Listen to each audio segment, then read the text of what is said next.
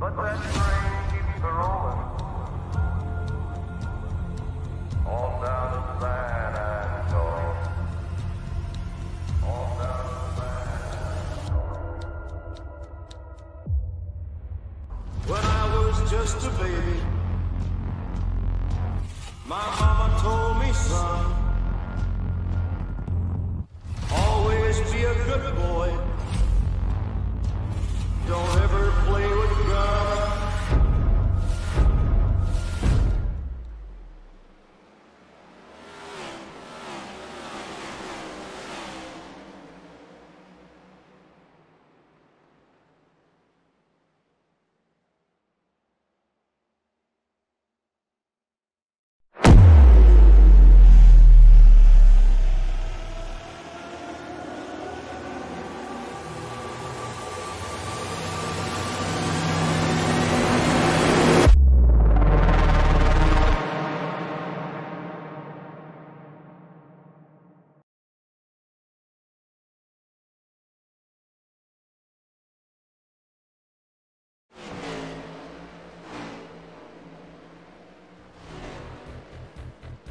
Hello everybody and welcome to another installment of the HTL Cup Series here for the Milwaukee Mile as we get ready to go racing for 180 laps and 180 miles around this historic circuit.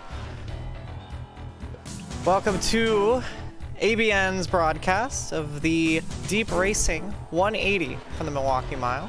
And you can see it's going to be challenging quite a few drivers today as a few cars slide into frame. We're just a few moments away from single car qualifying. I'm Kristina Ryan. Alongside me as always is Carmen, Sienna. Well, alongside me as always except for last race, but back in the booth as always. Good to have you back, Carmen. First of all, how was your trip to Austin? And second of all, what are your expectations for tonight's event? Obviously the trip was it was pretty fun. It was weird not being in the booth for last week's race at Talladega. Got to enjoy part of it as an outsider, so that was a new experience. Glad to be in the booth, though, for this race. It's going to be exciting. This track has a lot of heritage, a lot of history. Oldest track in the United States for motor racing, older than even that of Indianapolis. This track goes back 126 years, and my understanding, this is the first time the HTL's been there, so a chance for someone to make history tonight, and that's always an interesting little tidbit to sort of keep an eye on here tonight. Absolutely, a track that's seen a lot of grandstand finishes in real life over the years. These drivers trying to put on one tonight as well. The time is ticking away on the final practice session. There are 2 minutes remaining before we go to single car, one-shot quali. If you're new to HTL, every driver gets to go for, I think it's still one lap since this is a mile-long circuit. But everybody gets to go one at a time, so we'll get to go through our driver roster and get familiar with the faces in new places, as it seems is pretty much par for the course here at Milwaukee, or here today at Milwaukee, but par for course at HTL. And we're about to get started on that, but currently, as it stands, Bia Constantinou once again atop the leaderboards here. He's been on a bit of a tear lately. Yeah, Bianca's obviously done a phenomenal job now in a chartered ride, filling in that 13 for Coast to Coast Racing. That's a really big deal for her, especially trying to make sure that she was in the championship hunt. She got a race win already. So, yeah, that's very important for her. And now that she has that and doesn't have that worry on her shoulders, that's a really big ordeal for her. And now she gets to actually show what she can do in these cars. Again, this is someone that we know is fantastic in sports cars and open wheel machinery. But she's showing that she is a top flight driver in stock car racing as well. So it's exciting to see her now that she has that confidence and she doesn't have that stress. To see her sort of lay it all out there. A lot of pace, but as we've seen already throughout practice so far, it is not going to be easy. This car, this track combination. Obviously, we talk about, how slippery this track can be on short ovals. This track is a very flat oval, drives like a short oval. So you'll see drivers get very loose and have to chase the car around a lot tonight, especially as the tires get a little bit older and wear more and more. Not going to be easy, but that sort of fits into Bianca's driving style. So that's a really good advantage for her that she gets to kind of keep an eye on tonight. Absolutely, and it's going to challenge all the drivers, 30 plus showing up to attempt for tonight's race. And we're about to meet them all one by one here as practice concludes, and everybody will be called back to the pit lane, and they'll start to line up in a nice and orderly line at the tail end of the pit lane, and we'll get ready for qualifying here to see who will sit on pole at Milwaukee.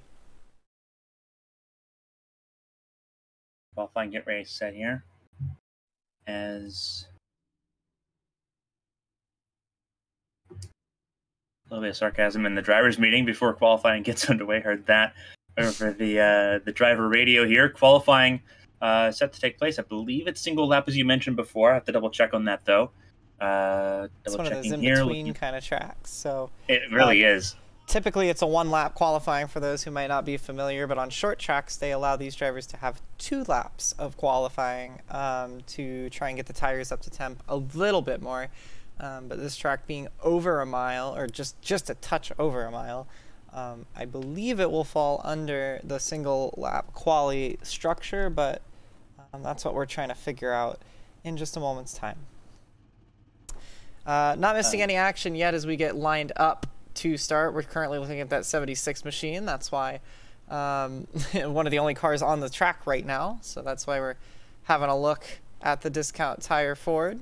But once we get a car on track for qualifying, we will obviously pivot the camera around. Getting confirmation through the drivers' meeting that it is a single lap qualifying run, which means that these drivers will be qualifying on very cold tires here in this qualifying session. Jonathan Adams, who is center of your screen, will be the first driver out. Tommy Weather is not here tonight. It'll be Adams.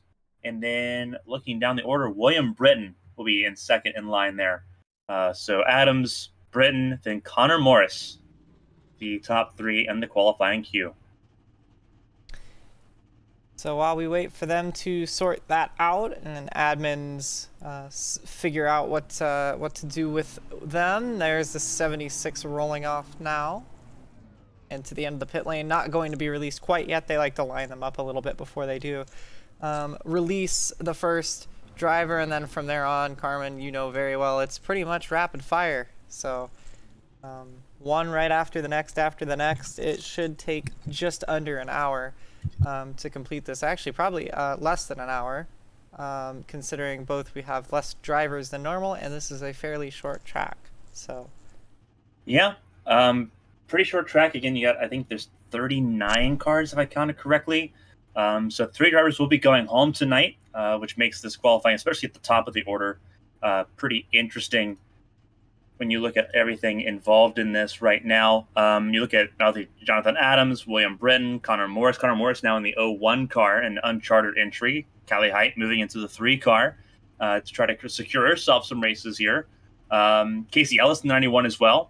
Also not chartered here tonight, so that's going to be very interesting. So we will see a few cars not make the field tonight. The question is who, and as we mentioned with the qualifying order and the qualifying arrangement here, only having 1 hot lap, and we know how easy it is to lose that qualifying lap. It could be a very tense race to try to get in here in this qualifying laps early on. Absolutely. John Adams has the best seat in the house, currently looking with his helmet right now as he sits and waits for his spotter to give him the go-ahead to go and effectively kick off qualifying here. You can see from that helmet view, Connor Morris in that Coca-Cola Chevrolet pulling up just behind in a new seat. He is no longer chartered. They decided to swap Callie Height, who was struggling to make a few of the races in recent efforts. Connor Morris, one of the leading drivers in Lady Liberty, actually stepping into that non-chartered role so Callie could make some more of the races and give Connor a little more pressure to qualify better. But off and away goes John Adams to kick things off. And now Connor Morris, this type of race will fit him pretty well. We know how good he is on the short ovals. We'll help him out a little bit here this evening as Adams rolls off. And that discount tire, number 76. We're up and away. So, coming down now, this will be the start of his one and only lap. He's got to make it count. You see he gets right down there on that very baked in groove on that fresh little bit of tarmac. Carmen, that makes a huge difference on a track that has a very worn, very weathered surface. There's another patch of fresh pavement down here in 3 and 4. It's not necessarily fresh pavement, but fresher pavement than the rest of the track around it. And you saw Adams there. He made sure to keep every bit of tire on that darker bit of pavement, that newer bit of pavement, as you mentioned there. I think that's going to be pretty critical. You do not want to stray too far out of that line. Those that do will pay for it. Absolutely. You also don't want to touch the yellow curbing. That yellow curbing will disturb these cars a lot more than what they would in the past. That flat flooring, the lower ride heights in these cars do not handle those curbs as much as they did, obviously, a few years ago when you had the trucks and the Xfinity series here as well. So they got to make sure to not dip it too far to the inside. Yeah, it's actually quite funny. Back when we raced the trucks here in the Court Truck Series, it was one of the pivotal parts of the championship was here at Milwaukee, and we were running the right sides on the curb because it actually saved tire. So we were basically running down on the apron. This is not good for Connor Morris. Was just jumping through there. I know that we're seeing qualifying happen pretty thick and fast here. Connor Morris already shooting out wide in turn 1 and 2. Mm-hmm. And that he's was taking to it easy here. conclude his lap, I believe, though. Casey Ellis in the 91 on track as well. Connor did put down a lap time, so it was only second fastest, but Casey Ellis, one of the newer rookies here. I believe this will be start number 2, or attempt number 2. Qualify in. Yep. And it's going to be third fastest, so slowest of all so far. Pivoting over to reigning champion Zachary Meredith. See what he can do in that machine.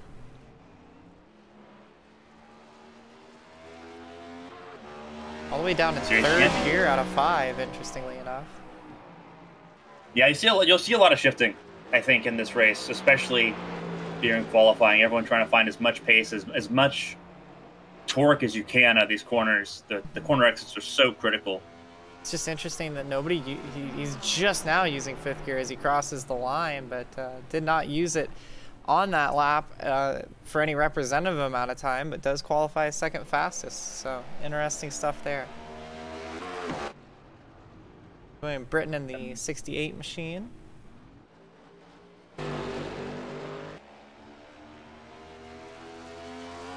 Really good look right now for Britton. Trying to make sure he gets his way in. Could play into his favor if he does get into. You know, he's no stranger to trying to play some bold moves. Milwaukee tends to be one of those tracks that favors the bold. He's line. 4th fastest as it stands. I believe Callie Height now out on track. First race as a chartered driver. Yeah, doesn't have to worry about trying to make the show anymore. Can just kind of take her time and feel the car out. I think that's a good move from Lady Liberty to kind of swap the drivers. A lot of people would think, well, why would you want to take Connor Morris out of the car? He's so fast. He's a championship contender. Why would you take him out of a chartered ride? Well, it's because he can qualify into the races week in, week out reliably, at least as it seems. He's 3/10 down right now, but we'll see what Callie can do here.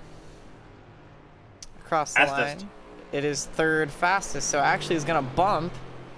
Not that it matters, but is actually going to qualify faster than Connor Morris, so maybe a bit of a statement there from the 3 car. Casey Wygen out as well now in the 24 machine. Had a good debut at Talladega. Or excuse me, at last week out. Yeah, that was in Talladega. That was what I was here for. That's right. I just took advantage of the chaos. We'll look to do so again here tonight. Send that car out wide after finishing a lap and goes second fastest. Really good lap. Yeah, they're not gonna be happy about that though. A little bit of extra time in the body shop there as Brandon Proudfoot overcharges turn number 1 and gets very loose down into the center of the corner. And this is another big talking point. Brandon Proudfoot in a charter now as well for Lady Liberty Motorsports, with Kevin Gibney Jr. standing back and really just kind of commanding a team ownership role for Lady Liberty Motorsports, taking himself out of the equation. very responsible thing to do for Kevin Gibney Jr. And it keeps Proudfoot in contention for the playoffs here as he goes 6th fastest. That mistake in turn 1 and 2 costing him.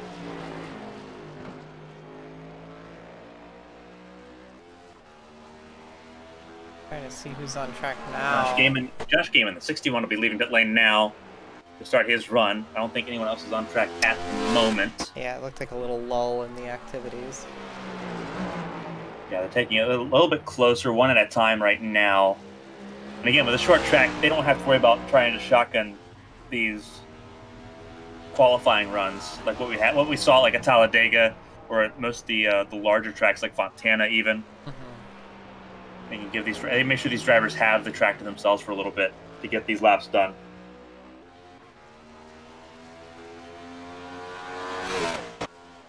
Really good run by Gaiman at the moment. Coming off of a podium in the Hyper Formula Series out at Road America. Finished 4th in the championship last night in the HTL Cup Series finale. Looking to sort of wash that out of his mind and goes provisional top pole. of the board. Very nice lap time from Gaiman. Up next is the number 64 machine of John Hagan, the ABN Cup Series champion.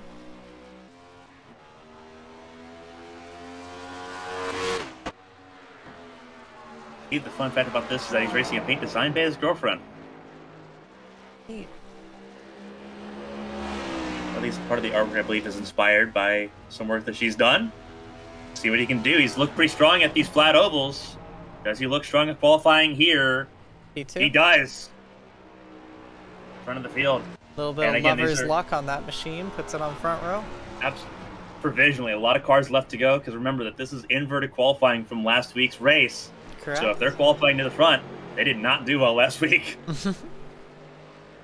Though it is Talladega, so we do have a lot of heavy hitters coming out early, like Height, like Hagan, like Gaiman. So it's probably the first time we've seen those 3 drivers go so early in qualifying all year. Oh, and Katie's gonna crash across the line. I don't think that lap's it's gonna be close whether she crossed the line in time or not. I don't think she did, so she's gonna take a hard hit to the inside wall and is going to end up at the tail end of the field tonight. Hunter Peach up next on the qualifying order, then DJ Trout in the 50. And I'm curious if they're gonna give him another go because Height's car was in the middle of the track. Wonder if that may have affected Hunter a little bit.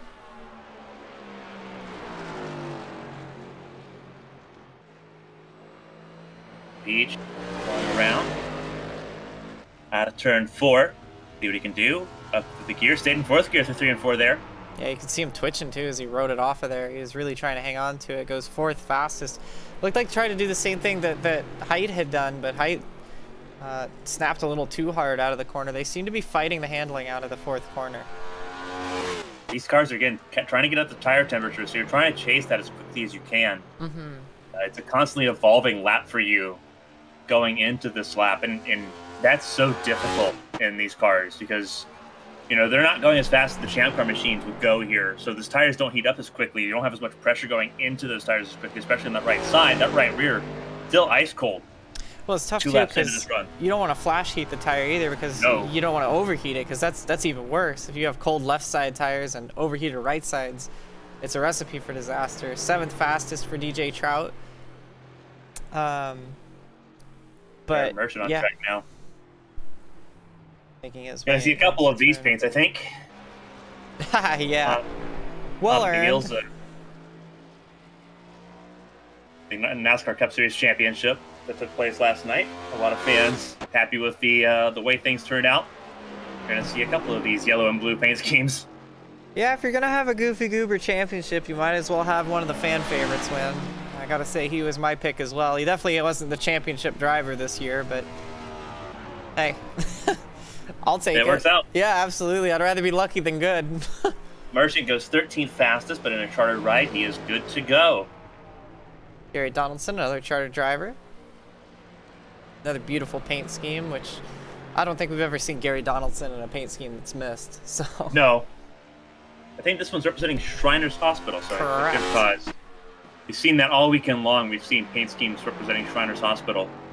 Beautiful little, I can't tell if it's a strong metallic or a light chrome, but a little bit of shine on the red on that car mixed with the kind of iconic matty gloss white that we see on Gary Donaldson's cars. Usually it's white and blue, trades it in for white and red tonight. We'll provisionally go rolling off from the 4th row if things stay the way they are. Another scheme for Zach Apperson. This is a Mountain Dew scheme, I believe. Oh, and he is not going to have a good time there. The Voodoo Mountain Dew car. Yeah, he was all over the place there. He did a nice job to hold on to it, and he's still going to go ahead and finish this lap because, you know, a lap is better than no lap, but he is going to be very far down the order with that. You can see it seems like they're struggling with the entry into 1 and the exit of 4, Carmen. Really struggling on that north end of the racetrack. Yeah, they're struggling a lot here. And I think that's a general consensus, I think, for the drivers. I think a lot of the drivers are just struggling in general.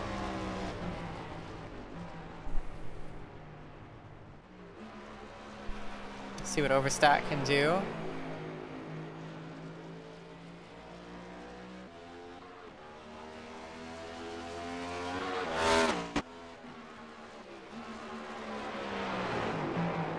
Up next is the 12 machine of Scott Poznansky after this, and then I believe, oh, and Overstat's gonna crash into the inside wall. Another driver getting too loose out of turn number 4, not able to hang on to it.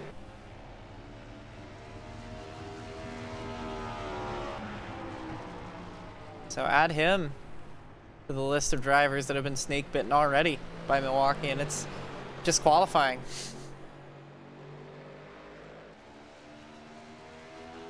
Poznansky up next. Looking solid so far, but this has kind of been the trouble corner for a lot of drivers. He's going to fade up a little bit, just keeps it within that fresh strip, quote-unquote fresh strip of tarmac, and across the line he will put down a lap time. How good is it going to be? Not too terrible, not too shabby at all. Top 5 provisionally for Scott Poznansky. Alfred Denny up in the 21 machine, another new paint scheme.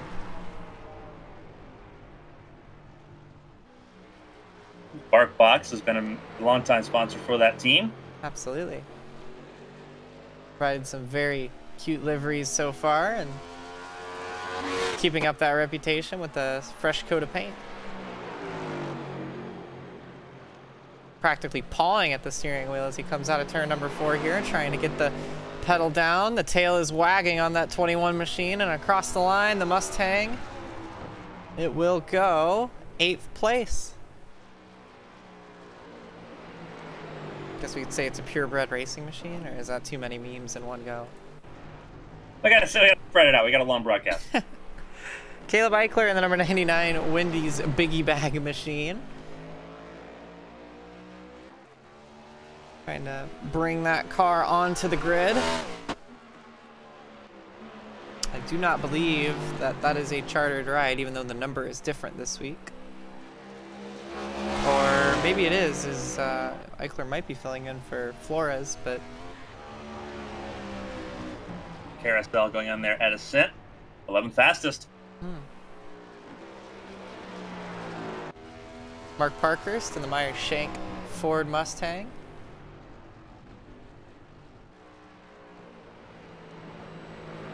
Nod to the Petit Le Mans winner in the GTP class. To one of the cars that was run during the open wheel season for Meyer Shank. Yeah, very nice Elio Castroneva has spent some time in that car this season. Yeah. As did Linus Winquist. Mark Parkhurst, does he bring this car back to the front? Close, top 5. Yeah, Elio's magic sitting all over that paint scheme from both the IndyCar and Petit Le Mans effort. And top 5 run now, Nathan Lehman in the number 16.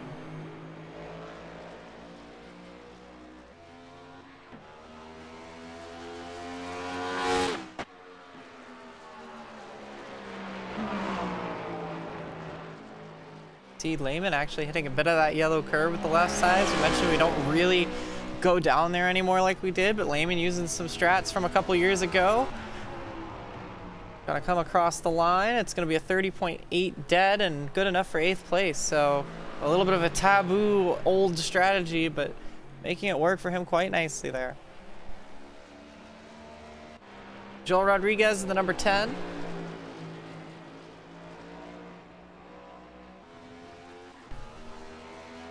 Another one of the Ascent Racing machines. Down off into turn number 3 and 4.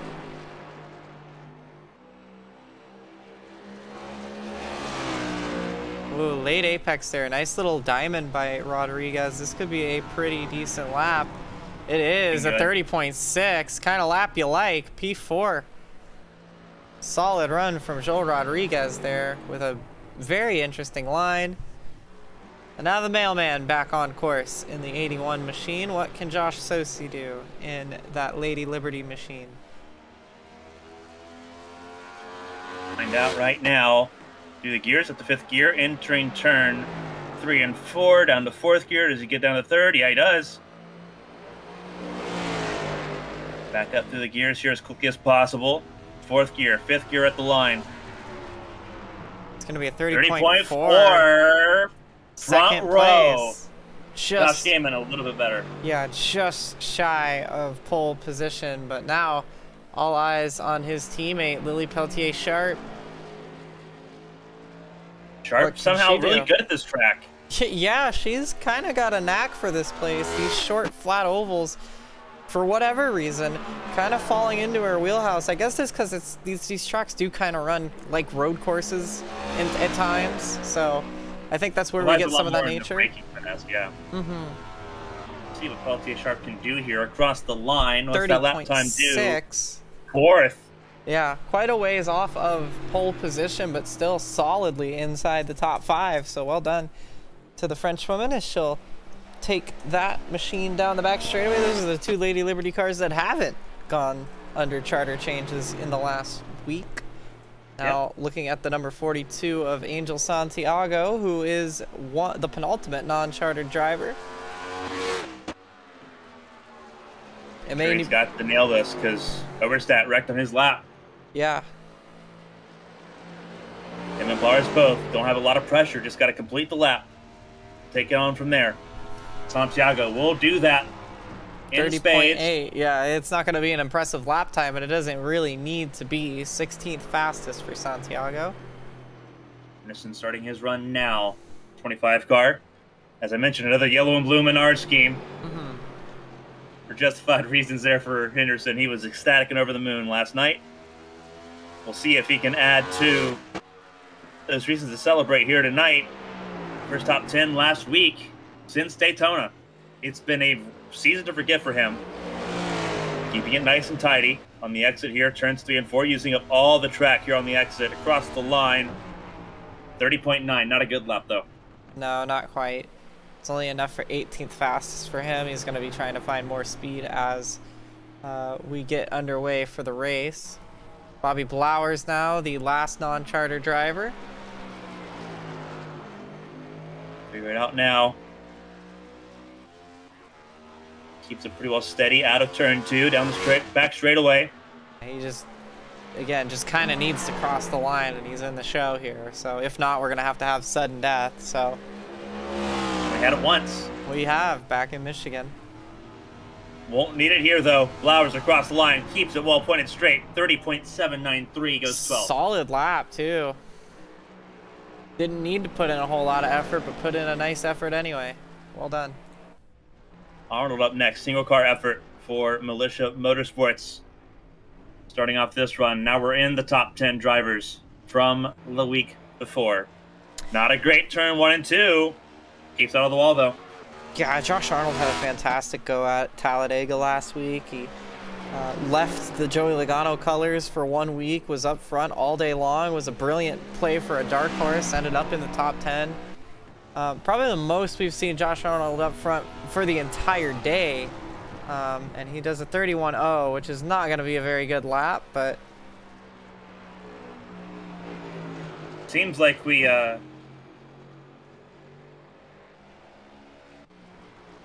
Matthew Boone on track now.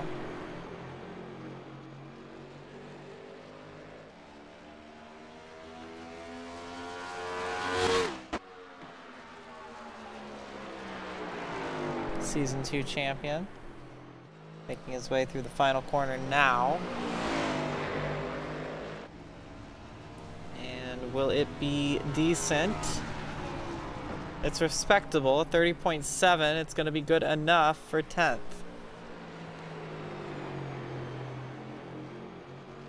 Knowing Boone, though, he's going to be wanting more, but not a bad lap whatsoever. And Seth Wanzing goes for a bit of a drift through turn number 1.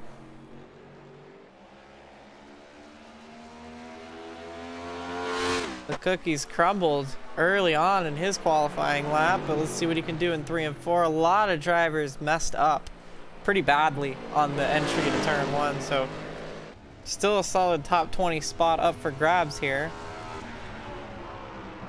But it's going to be a 32-1. He lost oodles of time and will just barely stay inside the top 30 for now, but that will probably change in a heartbeat because here's Eli Sasek for ascent. He does negotiate turn 1 and 2 fairly easily and will come down the back straightaway now. We'll see what the effectively the team principal can do for ascent. High, wide, and handsome on that first groove, and now gonna come back across the line. Nice and tidy, but is it quick? Yes, it is. 30.5, fourth fastest for Eli Sasek. Well done for him. That'll put him on the second row. And I believe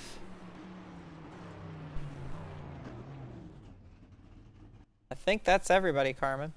Yep, that is. Race winner last week, Tommy Reynolds, not present tonight. Sasek finishing second last week. Will compose the grid. Which means that your pole sitter is on screen right there.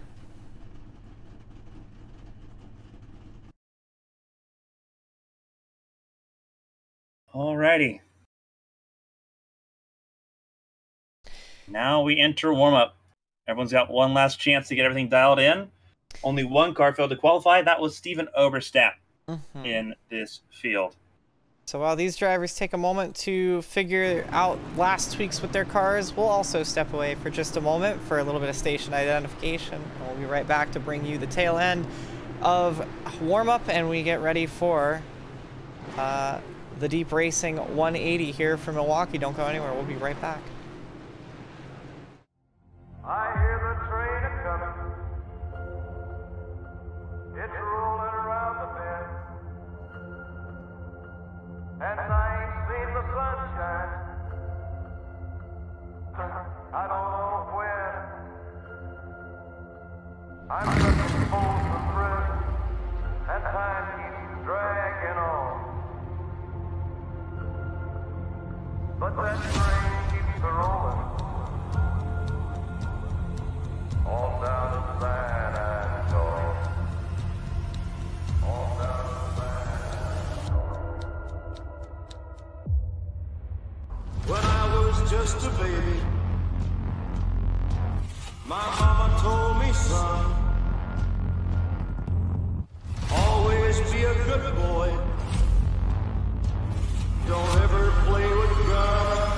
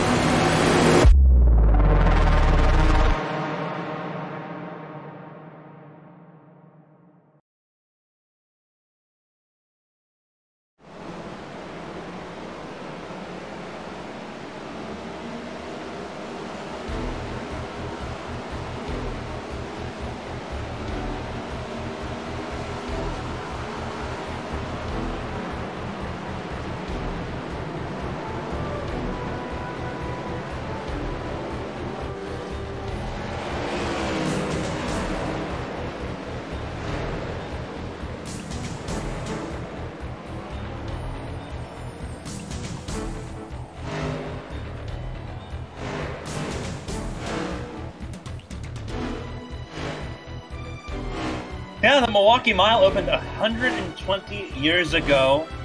Ground broke in 1899. Track opened in 1903. It is the oldest operating track in the world, the oldest that was constructed, older than Brooklyn's, older than Indianapolis by a few years. It opened for a construction cost of $150 million if you're converting to today's currency. It is the flattest 1 mile oval in the United States, flatter than New Hampshire, flatter than Dover, flatter than Phoenix. It is extremely flat, extremely difficult, and extremely abrasive. Just a fraction over a mile long here, 4 corners. The turns are banked at 9.25 miles. The straights are banked as well, but at a slight 2.5 degrees. This track has hosted everything: modified, stock cars, open wheel, trucks. If it's had an engine, it's likely been at the Speedway at some point. It's located on the Wisconsin State Fairgrounds here, just outside of Metro Indianapolis in the suburb of West Allis. It's a track near and dear to a lot of people's hearts. It's had its ups and downs in the 21st century, but obviously, with it being near and dear to a lot of fans' hearts, it's a popular track, and that's popular here tonight. Another race with a full grid here in the HTL Cup Series, keeping that streak going here tonight. It will be challenging. These cars, these NASCAR Cup Series machines, are not designed for some of the challenges that are going to be presented here at the Milwaukee Mile. It's abrasive. The curbing will not handle the low ride heights and the flat floors in these cars. Likewise, pit entry and pit exit will be vital in terms of just how sharp and how tight those parts of the track are. You have to be millimeter perfect to make these things happen. The driver that can minimize those mistakes and keep themselves out of trouble will find themselves in victory lane here tonight, and that's going to be super important, especially for some drivers as we get closer and closer to the playoffs.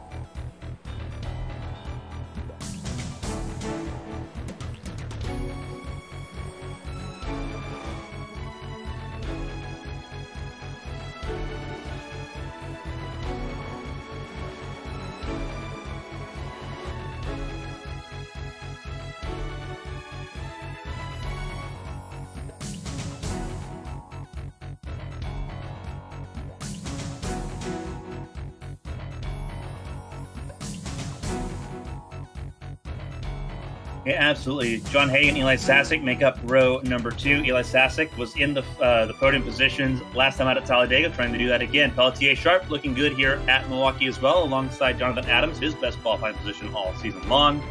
Hunter Peach and Joe Rodriguez in row 4. We'll see what they can do on this short oval. Scott Pisnansky and Mark Parkhurst in row 5. They round up the top 10. For Parkhurst, one of his best qualifying efforts since returning to the series earlier this season. Pacey Wygant in that 24 for Coast to Coast Racing alongside Matthew Boone, a former Cup Series champion.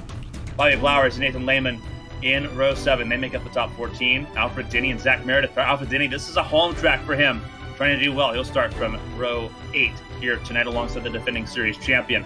DJ Trout in this race securely, but he's in the 18th starting position alongside Gary Donaldson, who's going to have to try to make his way through the field quietly tonight, as he usually tries to. Hang on, we're not row going 10, green. top 20. Caleb Going Eichler green. for Ascent Racing, his first race with Ascent, alongside Angel Santiago, who qualified his way in as a non-chartered entry. They make up the top 20.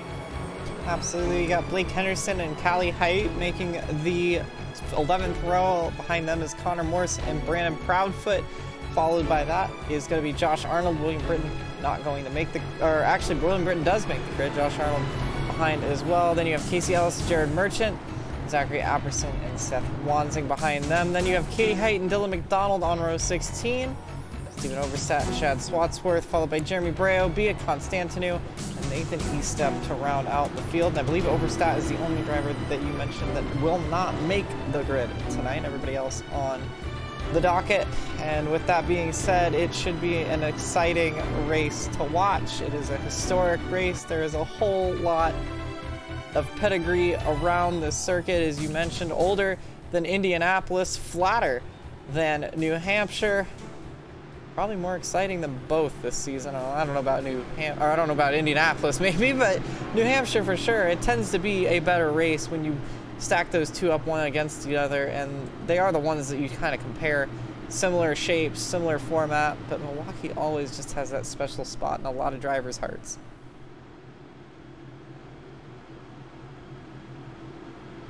So the pace car lights go off. It'll be Gaiman and Sosi to lead them to the green flag for 180 laps around this historic circuit. It's been a caution-filled month in October for HTL. This is a good opportunity for them to try and turn things around in the month of November. But we'll see. You can hear the drivers gassing up the car. You can see the fans on their feet. The pace car takes the hard left turn down pit lane right about now. And it's going to be in the hands of Gaiman and Sosi. The green flag's in the air, and the Deep Racing 180 is underway.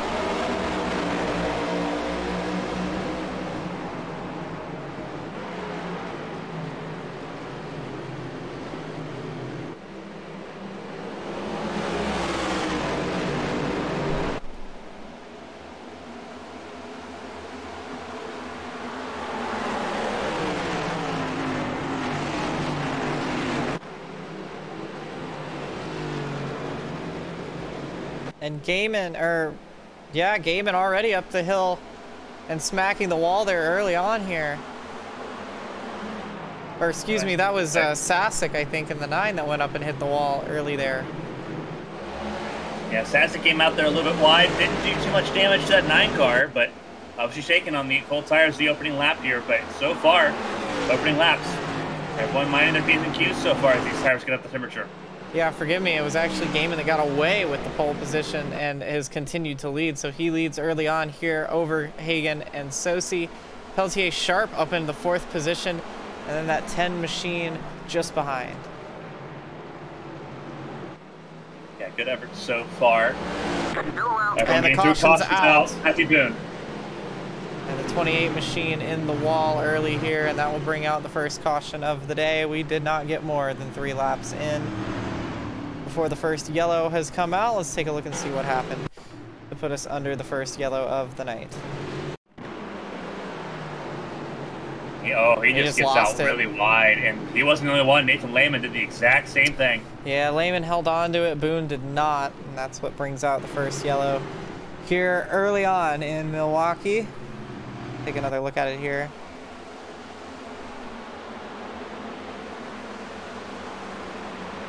Yeah, just gets in there a little too deep, wheel hops it just a touch, and that's all she wrote.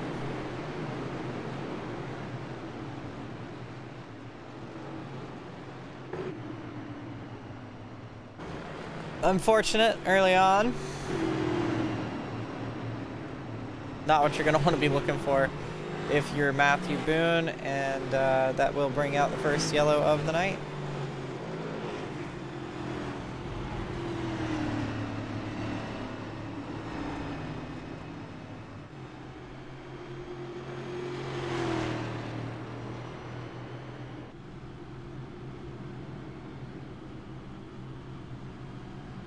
Couple takers into pit lane early on here. For the most part, everybody going to stay out. Josh Gaiman still leads over Hagan, Sosi, Sharp, Rodriguez, Sasek, Adams, Parkers, Peach, and Meredith, the top 10.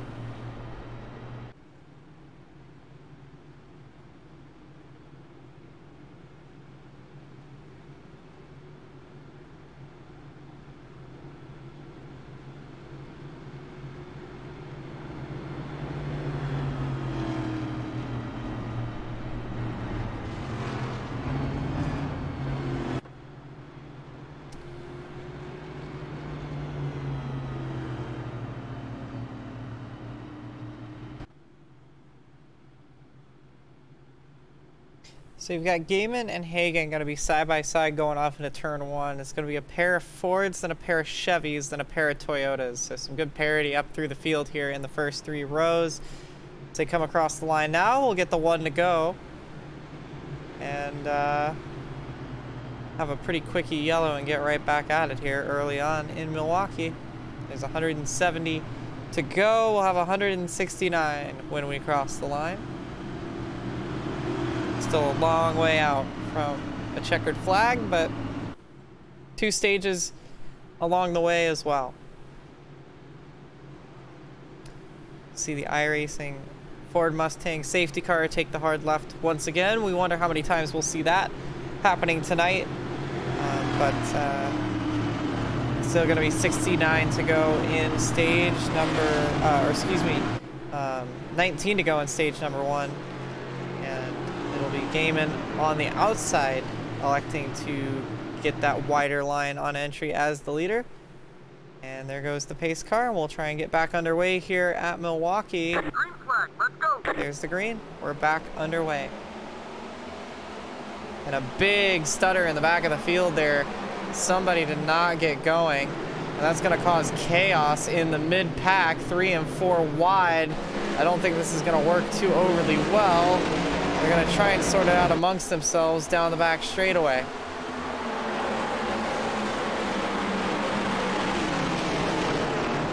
Looks like they're just about going to get away with that one. For now. Mm-hmm. That's the critical thing for now. And Hagan trying to make a move on Josh Gaiman for the lead up front. Did not want to wait too much longer. A car that was designed by his girlfriend. He wants to put it up front where he feels it belongs. A couple of championship caliber drivers up at the front of the field right now.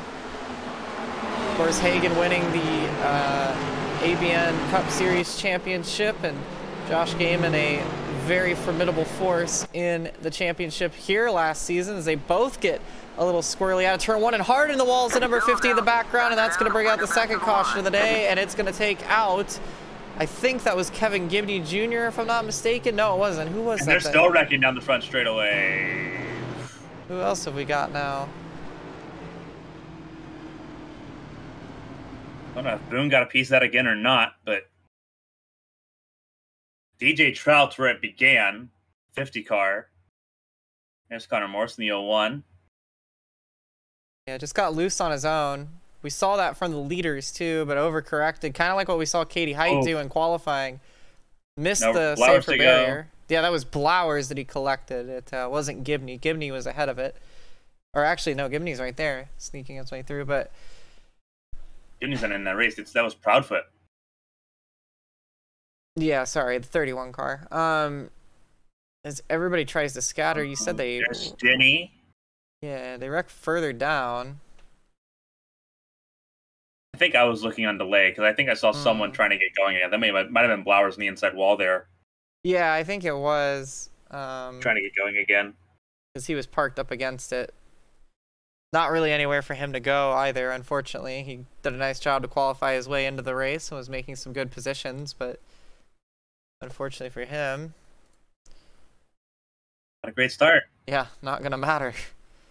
Have another look at it here on the number 50 machine. Not really a whole lot to dissect here. Just one of those things we've seen in qualifying already. You're going to see him come off the corner. The back end's going to step out quite a bit on him. And as he's trying to catch up to it, you can see right there from that angle, he's turning to the right already. And as this car continues to step out on him, there you can see how skewed it is. But you can see a lot of drivers are doing that. It's just with the way this next generation car, well, not next generation anymore, but this generation 7 car is, it really doesn't like this overcorrection, and it's really hard to get the car back once it steps out on you.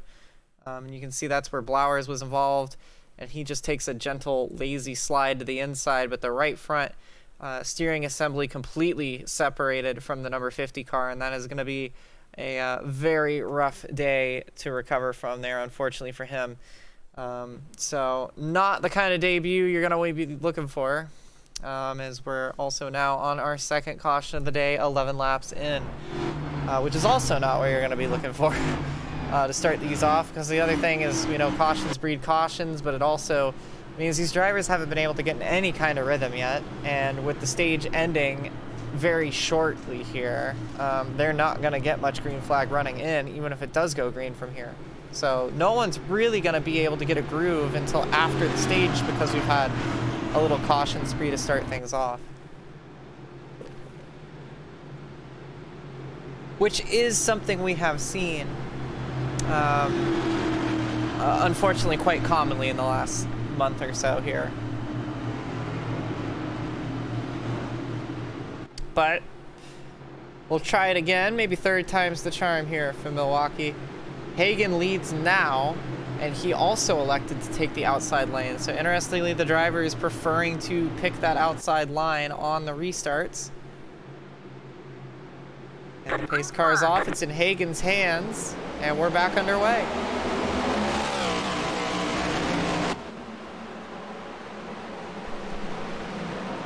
Quickly clear it, and look at Pelletier sharp on that outside line, really working the top. Gonna try and get around her teammate, Josh Sosi, but she's actually gonna catch the wall as she comes out, and they wreck in the back again. That was the very back of the field. And that was Jared Merchant and Scott Poznanski getting tangled up together. And I think it was just another situation, Carmen. They were just driving too hard, got too loose. You see Merchant running the old line from back in the Gen 6 there, getting left sides down on the apron, but he wasn't even the one who got loose. He made it work. It was Poznanski on the top that lost it. So Merchant was running an interesting line, and they're wrecking for last. You can see a great move by Zachary Apperson to get out of the way there and not make that worse than it needed to be.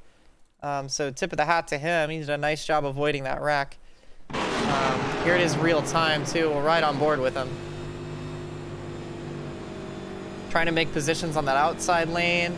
You can see Poznanski wiggle a little bit there. That he's probably going to light it up. And yep. On the brakes, down a gear, finds a hole and makes it through. Great job, Zachary Apperson, to navigate through that wreck.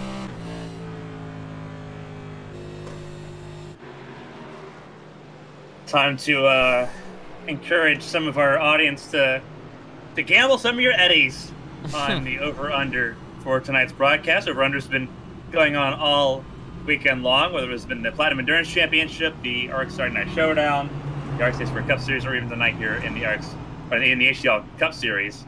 Over-unders, we picked one stat. Let everyone make their bets. Use your channel points, which we have in the spirit of Cyberpunk. Call them Eurodollars or eddies. Go ahead and spend them. Make your bets. Over-under so far tonight is on the caution line. Caution line is 17.5. Yeah, we're tracking pretty good for that. Well, we were giggling and goofing a couple weeks ago that we had spent Myrtle Beach half of that under the safety car. I could do you one better, Carmen. As we cross the line now, we'll have spent 10 of 15 laps behind the pace car. So how about 2/3 of the race under caution? I believe that we're supposed to play in the game of golf, not the game of football. Yeah, well, we are... Lowest score wins. I think yeah. some of these drivers need to understand that. Yeah, but, I mean, you can lead 36 horses to water, but you can't make them not wreck each other for 28th. So...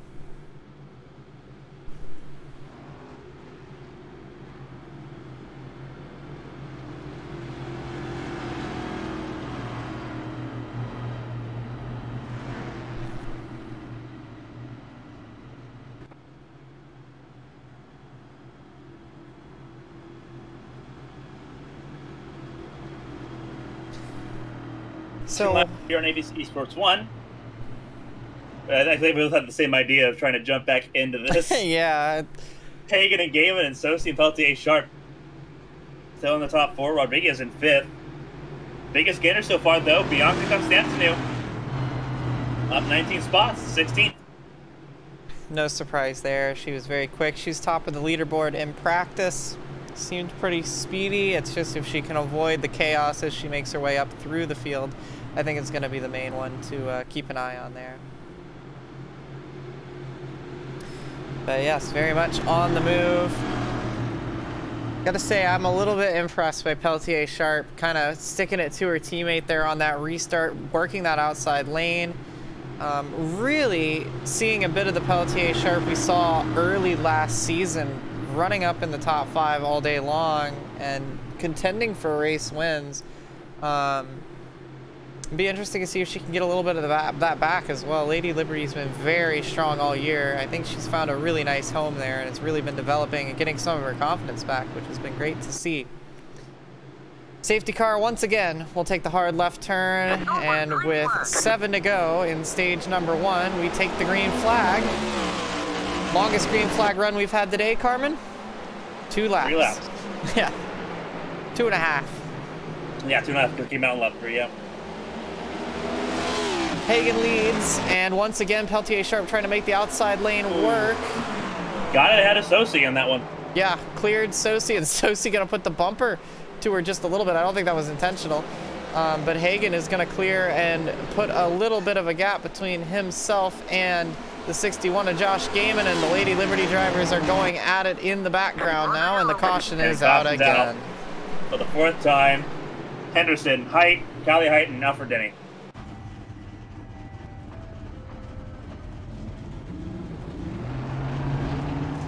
Well, let's have a look. Henderson out wide. Yeah, he just dropped it. Did the same thing we saw earlier, overcorrected it. He kept it off the wall, but then... Oh, Bia gets into it. We just mentioned if Bia could stay out of trouble. Gets into it there, and that's Denny and Height pretty significantly in the wall. I think both the Heights might have got a piece of that. Let's have a look and see what happened with Callie, who is making, I think, her 3rd start this season now. In the car number 3. Is right up there with Bia Constantine. You're going to see the 25 drop it in front of her. This is from her onboard. 25 drops it. Gets clobbered, I think, there. I don't think she did anything wrong. She held her lane and got collected, so. Yep, it's one of them deals, I guess.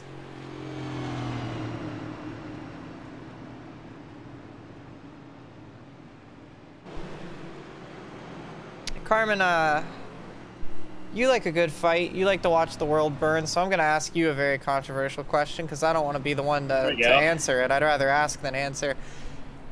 At the conclusion of Talladega, or not Talladega rather, but in the conclusion of the last couple of races, a lot of drivers got the boot from this series. A lot of drivers kind of suspended indefinitely for, quote, being weapons. We're sitting here. We have a whole new cast of drivers, it feels like. And we've spent more time behind the pace car in the last couple of races than we've spent before those drivers got kicked out. Do you think maybe that was a wrong call to make? Maybe that was the wrong people to make? What's your take on that? I was actually about to say that we might need a special podcast for this one because there's a lot to deep dive into. I think part of it is there were some drivers that were in over their heads a little bit. I think part of it is that we're just racing at tracks that this car is not good at, you know? And I don't like blaming the racetrack. Milwaukee's a fine racetrack. The drivers, you can kind of talk about, you can kind of cluster them. It comes down to if this car can fit. And as I mentioned, going into this, we knew that this track was going to be difficult. It's going to be loose. It's going to be bumpy. It's going to be abrasive. You're limited as far as what you can do at this track. This was not new information.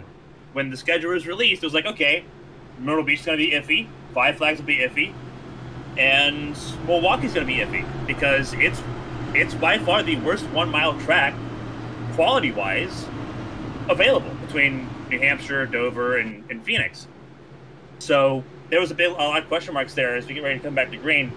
It's a multi-pronged thing that's an issue. I don't think those suspensions were out of place, but they didn't. Obviously, it's not the answer. I think the answer kind of comes a little deeper.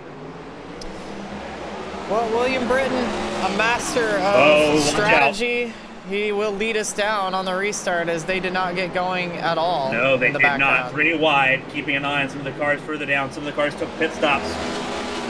And with 2 laps to go in the stage, this time by William Britton, looking to get a stage win here if he can, but he's going to lose it on his own in the lead and is going to hang on to the car, but will lose a chance to win the stage.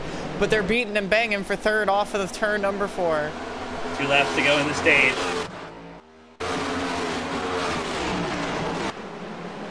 And it is a mad scramble for that 3rd position right now. Blondie doing a good job. There's Caitlin Heighton up top 5, getting around Proudfoot. Meanwhile, you've got Gaiman and Hagen, who have been the class of the field thus far, going to be battling for stage number 1's win. Both of them wiggling out of the corner, and the longest green flag run we're going to see. Trouble. On the back. Apperson. No, that's not Apperson. I believe that was that was Breo, I think. That was turned around backwards. The 88 car. It is, yeah. I hold my thought about the longest green flag run. I had a little bit of faith in these men and women, and there they go, making me look like an idiot again. And yeah, Breo just lost it all by himself. About the same thing we saw about 2 or 3 episodes ago. Josh Arnold gets a piece of it. The Tennessee, Joel Rodriguez gets a piece of it. And the whole front clip is scattered down that front straightaway for Jeremy Breo. Pretty significant whack. And that will end the stage, by the way, if it wasn't obvious. Yeah. I appreciate it really don't let me finish my thought on this. With Milwaukee, this track, we're going to see where this track shines. Again, it's on different calendars coming up the next year. I think it comes down to the people trying to be too unique in terms of compiling this calendar. You don't need to reinvent the wheel. And the roster. You really don't. I'm sorry, what? My bad. You don't need to reinvent the wheel. When you have tracks like Richmond that were on the calendar last season that were just fine, that they were serviceable, you know, you don't, and it comes down to the kind of putting a spotlight on it. Some of the people behind the scenes prioritize entertainment over competition. And when you have that effort, this is sort of what that turns into. And we've seen so far this season, there's been more misses than hits in terms of the percentage of at-bats here. So I think there needs to be a wake-up call that you need to figure out things from higher up. I don't even talk in stick and ball sports, and I agree with you. Like, you look at the tracks. Look at the tracks. We'll deep dive here while we're under caution here, because the stage is going to end, and largely that last pit stop, for those that made that pit stop there, no net gain, but I think they were looking at track position here. Looking at the calendar, I'm glad you have that footage available and ready to go. New Smyrna wasn't a great start of the season. Daytona was Daytona, and I thought that was a decent race. The road course, not good. You weren't here for that, I don't believe, so got spared that one. Homestead, no, you were here for Homestead. You weren't here for Homestead. You were here for Daytona, not for yeah. Homestead, arguably, I think at this point, one of the best races of the season so far, just because it wasn't this. Pocono was not good. Fontana was not great. Road America was good for the first half. Indy was not the best. Myrtle Beach, the worst. Talladega, below average for this series. Like, when we're saying, like, when we're comparing things and we're saying below average, worse, below average, that's bad.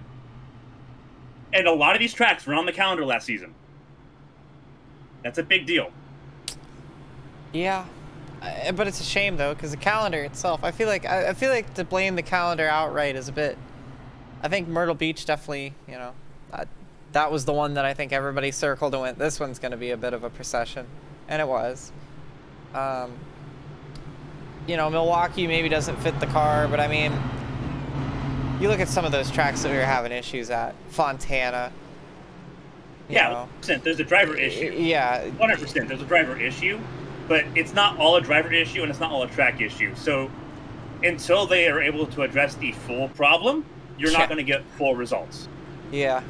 That's insanity. But that's also something that can't just get solved in a board meeting. And until then, we're going to be looking at a lot more statistics like the one in the bottom right of your screen, I'm afraid. I love the teleprompter right now. It is a fun job to have.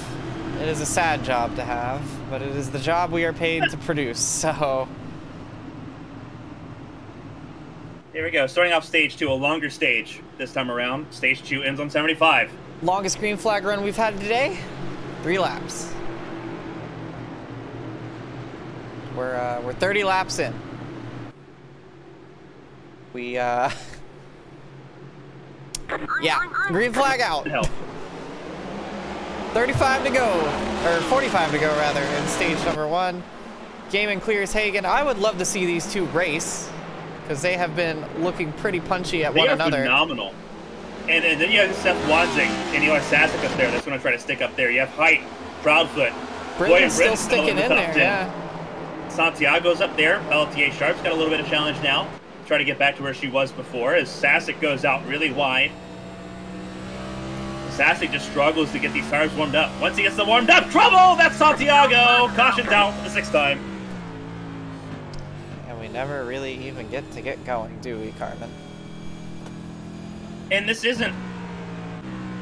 I guess we'll kind of deep dive a little bit more because we have plenty of time to complete our thought processes on this one. To kind of walk us through, like, there's some races where, you know, it's complete just boneheaded mess, right? Like, it's boneheaded moves, it's bad decisions all the way through. That's just where a lot want of to these point out suspensions here, Apperson and Morse and Swatsworth all collected in the melee of that started with the 42 car, and I would bet a handful of eddies, Carmen, that this is going to be the same thing that we saw already more than once today. Oh, I don't know if he had help or actually maybe got loose and got finished off. Let's have a look at it here from the helicopter view. Perhaps this could shed some light onto what's going on. It'd be Santiago's luck if he got a little bit of help. Well, we were on board with Pelletier Sharp, so it wasn't her that hit him. No, he did. He just lost it on his own, and yeah, it was... John Adam was just kind of in the wrong... Yeah, it's the same thing we've been seeing. Everybody's just dropping it out of turn 4, so... Yeah, and this is... That turn 4 should be easier. This track would be harder if the wind wasn't a headwind in 3 and 4. Well, I'll be honest with you, Carmen. You're very optimistic to think the wind is going to have that big of an effect here. I mean, it doesn't. This is the easiest it's going to be. Yeah, this is... I give you the benefit of the doubt on the wind comment. In a lot of those faster tracks, this is not that track. It's just it doesn't affect these cars like it does the Champ car. We're not going fast enough. We're not going, you know, it's flat, so it's not like the speed's generated. It's just one of those deals where it's more of a mechanical problem. I think perhaps the setup. I don't want to say everybody's just got too heavy of a foot, because if several people are dropping it, you know, maybe there's a fundamental issue with the setup. But you know, these boys and girls paid a lot of money to be here. They deserve a better product than this. And yeah, I don't know. I don't know, because this is nothing new, and you know, what do you do to fix it? We can all sit up here and speculate, but all I'm seeing here is we've only gotten worse. We had half the race under caution in New Smyrna. We eliminated half the field, and now we've got 2/3 of it under caution. It's a lateral move. I'm gonna use my one football analogy. It's a bit like watching the Detroit Lions play. It just gets worse and worse and worse. And then they change the whole roster, and then it just gets worse. And at some point you gotta just, what do? You just throw the whole franchise away. Obviously can't throw HTL away, but you know, the football analogy. It's like, what do you do? It's gonna be a lot of deep reflection before this series starts back up again for season 5 in April. How bad does it get before you think there's, you know? I know that, like I said, they had to pay a lot of money to get these charters. There are a lot of unhappy people with the product that are on this racetrack. How much do you think that's going to affect things, you know? I honestly don't know. I know that, you know, this league tries to prioritize entertainment, sometimes at the detriment of competition. We're getting neither right now. Yeah, it's just a parade. The formula's not working. Yeah. It's just a parade at this point. And as it has been for the last couple of months. Well, a couple of weeks, rather. When even the bread and butter races aren't that appealing, there's a problem, and it's a lot deeper than just flipping a switch and hoping that it works. And the shame of it is, we've got some incredible talent at the head of the field, and I've been waiting to watch these two boys race all night long, and we've yet to be able to see it. Once again, Gaiman and Hagen at the front. God. Carmen, we know they can put on a show. We've seen them put on a show before. Yeah. We've seen these two put on a show with each other before. A lot. Yeah. Folks, look at the top 5. Yeah. Damon, Hagen, Proudfoot, Sasic. That's a good top 4. Pelletier Sharp here is magical. We've seen that in ARCs. This is a good top 5. Hagen goes to the lead as Gaiman got loose, and now Hagen gets loose, so now they're going to swap positions now because everybody's been behind the pace car for 20-odd laps. Their tires are so cold, nobody can make the corner. So here comes the 31 of the Sewer Bros machine of Proudfoot, and he's going to try to roll the bottom. You know, he likes these tracks too.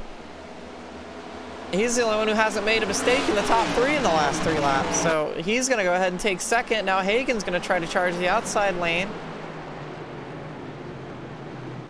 Watch out, William Britton had to try to make a move. He's going to slide up the hill. He's going to keep it off the track. So good on him for that. But he is going to... Really good move. Yeah, I don't know.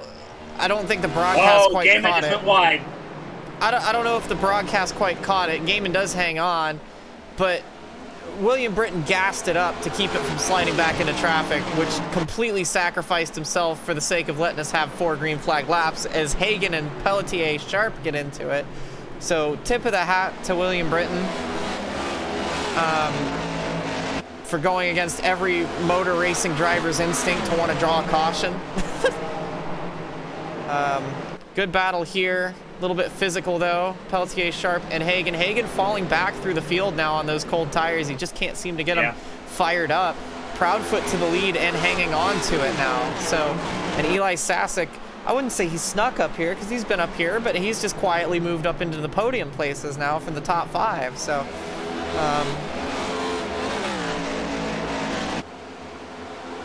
God, I tell you what, it's almost like we get some green flag racing in and we get a good show.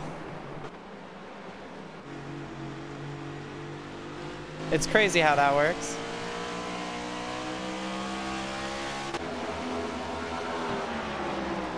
Gaiman trying to get back to Proudfoot here. Hagen. Yeah, 2 battles in 1 right here. Yeah.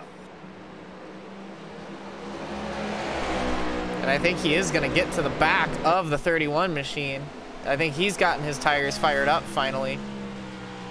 He was struggling a bit, but I think it was Hagen that was struggling a little more. I think he might have heat flashed the tires because we know how hard Hagen likes to go. I don't think that he has ever conserved anything. He might have overheated the tires there because we see him get squirrely every once in a while.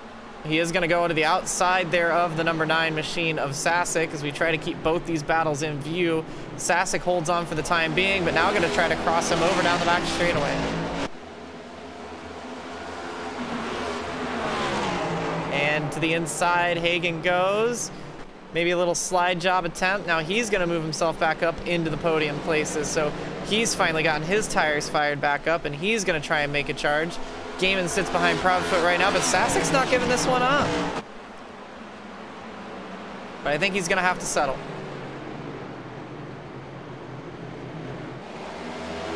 Pelletier Sharp just ahead of that discount tire Mustang. John Adam, who, by the way, having a brilliant run right now. AC Wygen also having a good run up in 7th place. Zach Meredith is the defending series champion in 8th. Then you have East Evan Constantinu, top 10. Constantinu doing quite nice for herself despite having that damage from a couple of cautions ago. And up at the front of the field, the battle continues to be between Proudfoot and Gaiman, but not as teammates this time.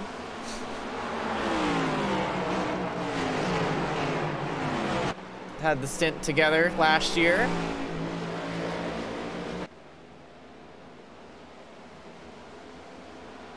But in his new team officially leading the way.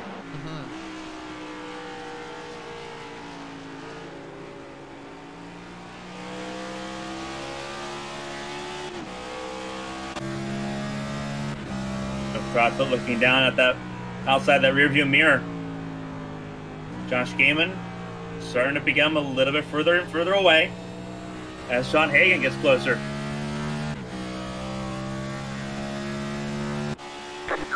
Caution. And caution's out for the 7th time. Caleb Eichler looks like a part of the caution. Well, we actually had a green flag run. Lasted about 10 laps, and now we are back under caution, and that's going to be a shame because the cautions breed cautions. But it was nice while we had it. We actually got to see some racing happen for the first time tonight. See here, it looks like Eichler kind of fighting the car already there through 1 and 2. Sails it off into 3. Didn't lose it here. Oh, wonder if he got a little bit of help. I think Sosi may have given a little bit of a postage stamp there. Let's ride on board with Sosi and get our answer. About to find out real quick. Oh yeah. Shipped him in the middle of the corner. And around goes the 99. I don't think that was intentional, but nevertheless, I think the 81 is going to be the one credited with that one. And Eichler is probably not going to be too pleased.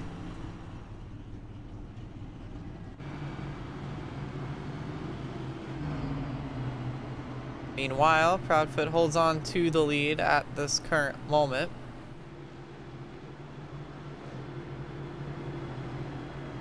Over the 2 Fords of Gaiman and Hagen. And then Sasek and Sharp, the top 5.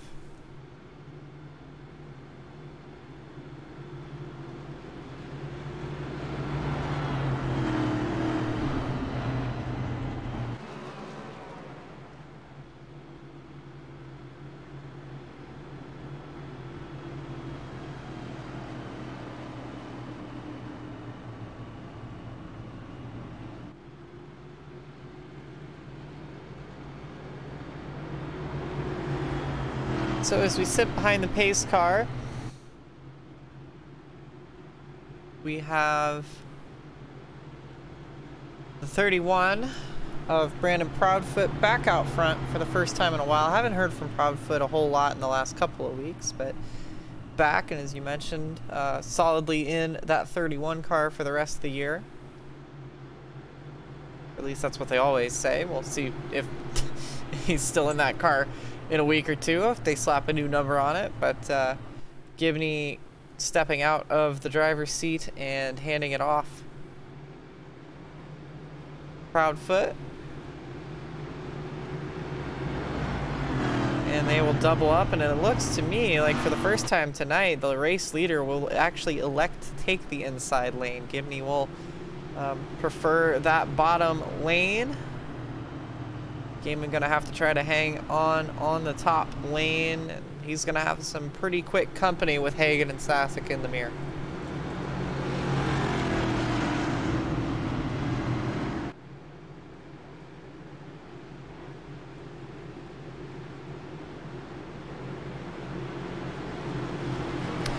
We'll be getting the green flag with 26 laps to go in stage number 2.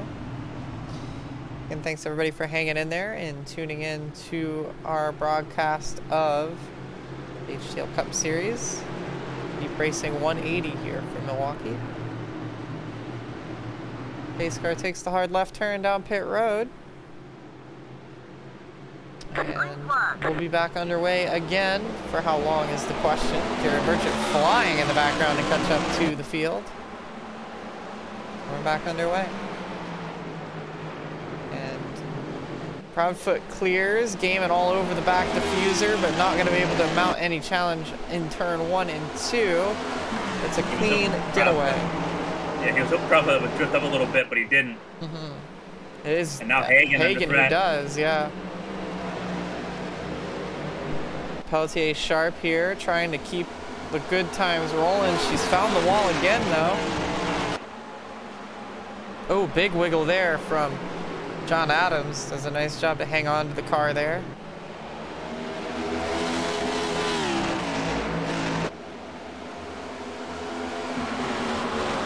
They'll go barreling down the backstretch now. Battle very much on at the front of the field.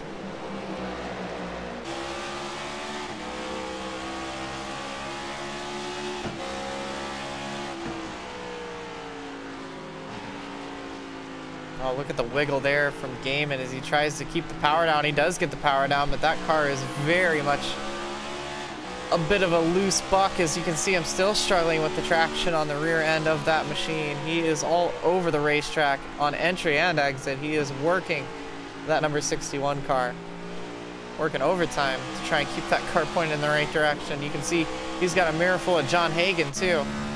Not a good day to be Josh Gaiman. Very busy boy, and you can see the wheel movement. Look at John Hagan.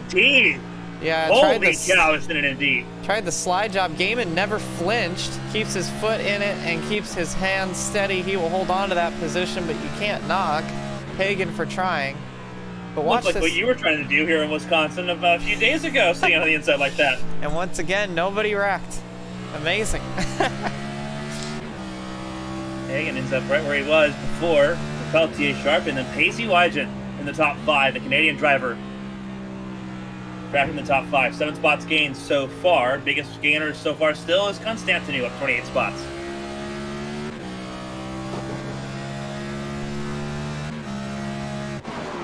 It's fun to just kind of watch them work the wheel, see what Gaiman's doing there, but Proudfoot kind of scooting away in the meantime as they squabble about for P2. Proudfoot trying to play spoiler here, and he very much could. He's looking pretty stout and is going to be able to put a real fight to these two others here. I think these may be the 3 class of the field we see today, which would not be surprising. We're kind of used to seeing that from these 3 drivers, but nevertheless, right now it's Proudfoot with a pretty good lead. Had the fast lap of the race that last lap. 30.59 compared to the 30.7. Yeah, the car's behind. Booking it.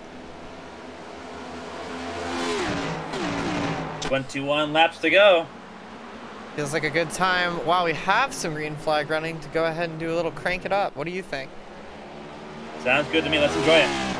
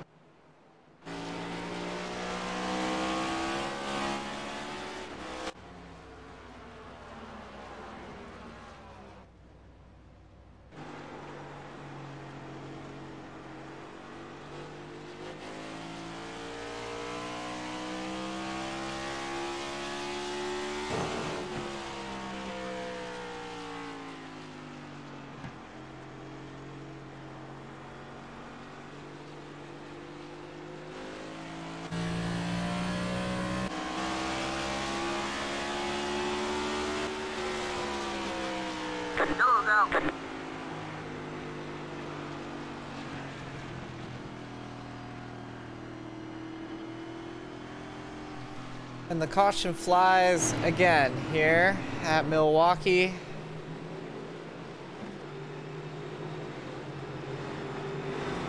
Trying to see who it was for this time.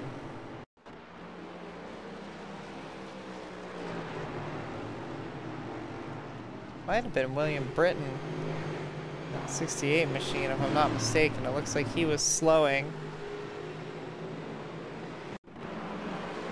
Yeah, he lost it on his own into turn 1. Gassed it up again. Well, not that time, actually. He did let it fade up a little bit. He did a nice job to hang on to it. Never went fully around, but since he was perpendicular on the racetrack, that will bring out another caution here as we work lap 59 of 175. And that will once again put us behind the pace car. And as pit roads open, some drivers ducking in as our 50% caution rate continues tonight. Carmen, pit road's getting busy. The leaders are headed in.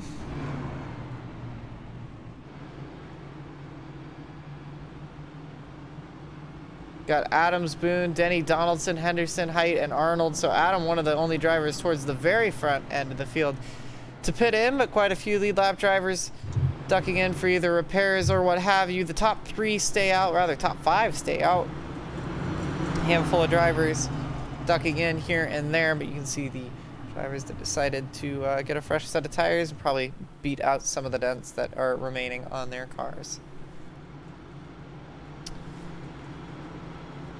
Proudfoot game in Hagen, as it has been for most of stage number 2. You got Wygant in 4th and 5th place as well, just behind is Pelletier Sharp, who's having a career day at the moment with Eli Sasek. Bia Constantin, who's made herself up into 7th, and I'm excited to see if she can get up to those leaders up front. We could have ourselves a 4-horse race for the win, which might be the only thing that can save this race, and I am very much here for it. So let's see what we got. Unfortunately, we'll only be restarting with under 15 to go. We have 14 to go in stage number 2, so it won't be a very long green flag run. That's why most of the drivers electing not to pit at the front end of the field, probably setting up here for what will be pit stops at the end of stage number 2.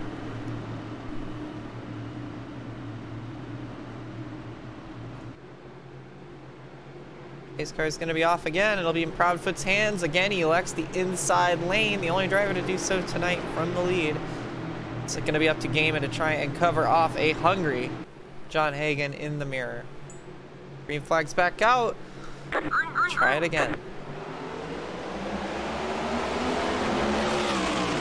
And Hagen immediately makes it 3 wide, backs out of it at the last second.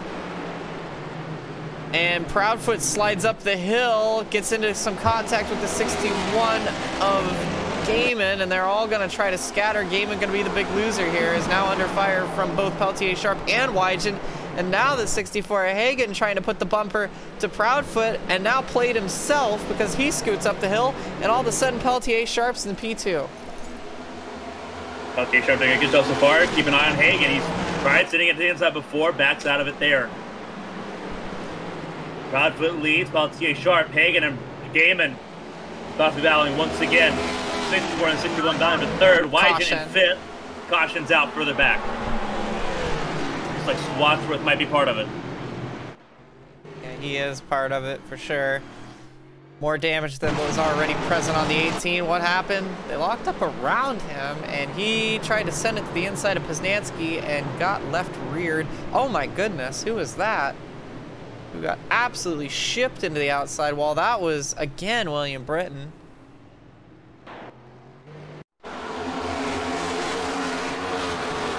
angle of it here as he gets sent off into the corner. A little bit of a lockup here. William Britton got right hooked and drills the wall. I think that was John Adam that made the contact. So, fortunate for both of them. It was 2 wrecks in 1. And both of them gonna be severely hindered after that one.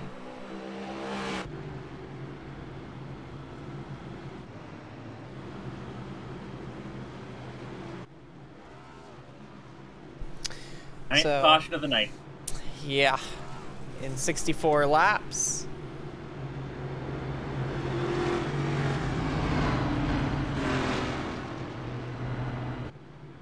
Car number 31 leads. 31 caution laps of the 65 ran tonight. We've had 9 cautions, and we're not even halfway yet.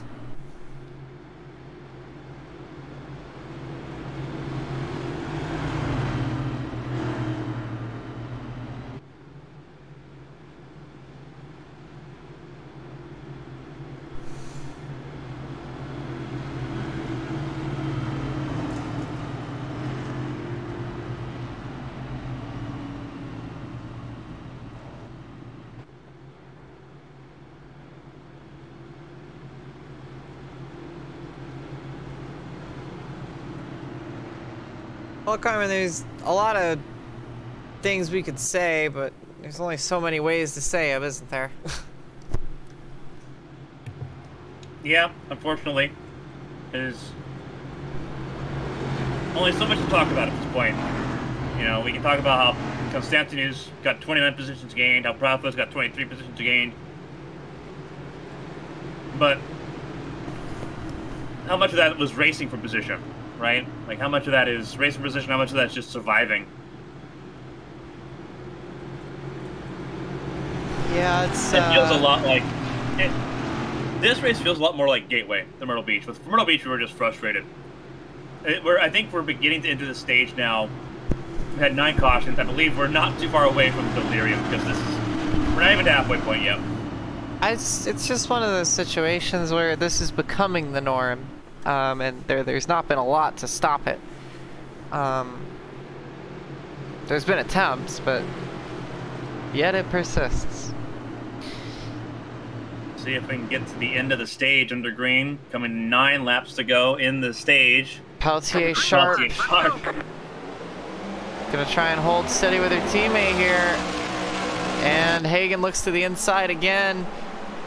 Peltier Sharp not gonna fall for it either. And Lily Peltier Sharp is going to take the lead in the race. Down the back straightaway, she is well and truly clear of both of her rivals, and she has some daylight. And her teammate gets shipped up the hill, knocked from contact, but just got in there a little too deep, which is going to open the door for Hagen and Gaiman. And they're going to turn on the jets to try and catch her. Peltier Sharp's not won a stage yet in HTL competition. She sure would like to. It's been a nice night so far. She's been very quick. I think she has the pace. Yeah. Really good at this New Hampshire here in Milwaukee. She won her first champ car race at USA. Really good at these flat tracks. You know, we thought that we would see her emerge a bit more at Indianapolis, but no, it's right here. And rightfully so. She's been a contender from the start. In qualifying, she was good. And she's just kept her nose consistently clean so far. Coming to 6 laps to go in stage 2. Hagen and Gaiman. Don't count. Trying to work it out. Wow, Gaiman went wide. Hagen went wide. One got tight, the other got loose. They both opened the door very nicely on a red carpet for Proudfoot to walk through and try and make it a Lady Liberty 1-2 at the end of the stage. Hagen got to try to fight this one out. Still, though, not quite giving it up yet. I was about to say, don't count out Constantinu either, though. She's creeping her way into the picture. She sits inside the top 5. She could get on to this fight. We thought she would. We knew these 4 would be battling for it, but it looks like Peltier Sharp trying to make herself a bit of a contender here as we work our way down to 5 laps to go in stage number 2. Sosi and the 19. Munsing. Yeah, they're having a bit of a battle there as well.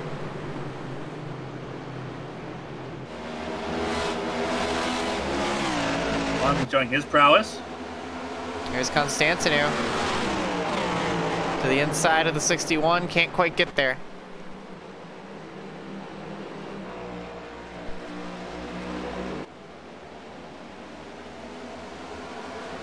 Four to go in stage number 2, and that was Gaiman that stepped out of line. Not sure if he got loose or was just trying to make a statement there. But he is all out of shape, and he may go around. He will go around and hits the outside wall, and that will probably end Carmen stage number 2, which means that Lily Peltier Sharp should have the race lead. Yeah, I'm not sure if she just slowed down too much or what, but she should be the stage winner here at the end. Yeah, no contact with the wall, I believe, Peltier Sharp, but yeah, I think she just slowed down when the caution came out, and Gaiman, however, did smack the wall quite aggressively. I don't think it's going to be terminal damage, but he got it a second time, which is not going to help him either. And let's have a look back at this, because I got to know what precipitated this happening, because it looked like he got loose out of turn 4 and then just never caught up with it. Here's a look at it here. He gets out of turn 4. Yeah, he just loses it. He does a nice job to hang on to it here, but his tires are so hot from that little instance that he just loses it here, and he never can catch back up to it. Goes for a spin, hits the wall once. But here's what I'm curious about is he tries to get it back up through the gears here. Probably frustration starting to show a bit, and he lights it up, and well, Josh Gaiman's worst enemy is himself. We've said it time and time again. That will end the stage. So. So Lily Peltier Sharp gets her first stage win of her career. So congratulations to her. John Adams, Boone, and Swatsworth stay out, so that's going to be an interesting restart here. And Peltier Sharp wins the battle off pit road, and there looked like there might have been some contact there as everything kind of funnels up right at the end of the pit lane.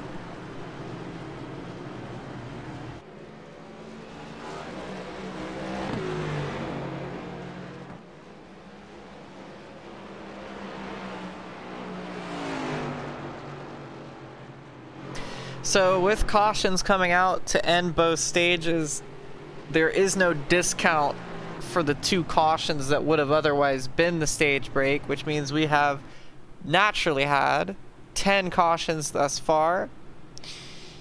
34 of the 73 laps that we've ran tonight, just under half, under caution and behind that Ford Mustang safety car. And it's going to be Adams, Boone, and Swatsworth on the front. When we go back to green, you can see where the leaders are, not too far behind though. They're the only 3 drivers that stayed out on the stage break. A bit of a gamble. All 3 of these cars have been in trouble at some point during this race so far. Yeah, absolutely. I mean, it'd be easier to say who hasn't. But yeah, indeed. Boone was one of the very first cautions of the day. Swatsworth been involved in quite a few, and Adams catching some strays here and there on his way through. So playing a little strategy game, and we are now, as the pace car pulls off, we'll get the green flag with exactly 100 on the dot remaining in this race. Green flag. We're back underway.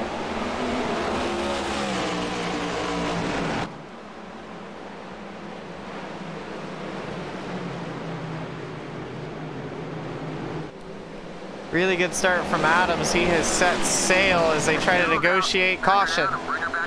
Looked like that was Poznanski. It was either Poznanski or it was Poznanski. So that's going to be his 2nd time around tonight. Let's have a look and see what happened. I thought he might have got a little bit of help from Bobby Blowers, but he got loose on his own and Josh Arnold finished him off. Everybody scatters in the background to try not to get collected, and it was a quick 360, no harm, no foul, really. Once again, Carmen drivers pushing way too hard on those cold tires, losing the rear end, and they just, you know, it's not as forgiving as the Gen 6. You can't just catch back up to it like you used to be able to. Ups to Poznanski with a 360 no-scope to our hopes and dreams. Yeah, honestly. And again, Poznanski's not doing anything too unique there. We've seen that. Almost every single caution this race has come from that. So.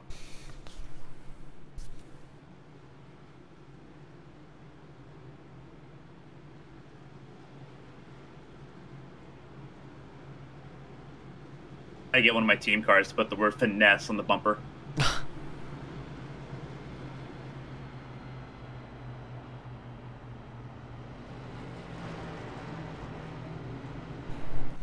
So Adams and Boone and Swatsworth live another day. Adams actually got a very nice restart, and because Boone and Swatsworth were on old tires, they kind of created a wall, which is going to frustrate Gaiman and company, because they were just about to pass everybody down the back straightaway when the caution came out. So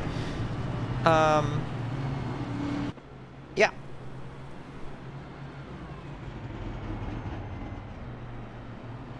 Sounded like as Adams rolled by there, I think it sounded like he had the clutch in, like he was saving a little bit of fuel. I don't think it's quite to that point yet, but it is a shorter track, therefore it's a lot easier to save fuel, and when we spend half the race behind the safety car, even easier. See John Adam a little bit bored, having a little bit of fun with the pace car. Shades of Tony Stewart, circa mid-2000s. The reason why Adams is saving fuel, so he last pit in this race on lap 59. The fuel window here, based on green flag running, is about 60 some odd laps. So he's trying to make it to where he's on the same strategy of everyone else of pitting with having one more stop left in this race. which could be doable. I think he's got a good shot at it, especially if we keep going the way we are. I don't blame him for doing this, because as you mentioned, these 3 drivers that are up in the top 3 right now, all involved in wrecks, all kind of just playing a strategy game to see if they can bring themselves back into this event.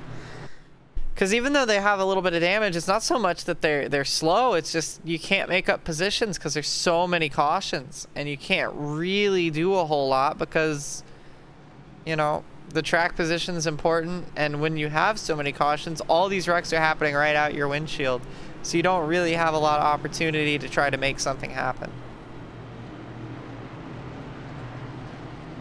This feels a lot like Gateway and Myrtle Beach. It feels a lot more like Gateway, as I mentioned before, than Myrtle Beach.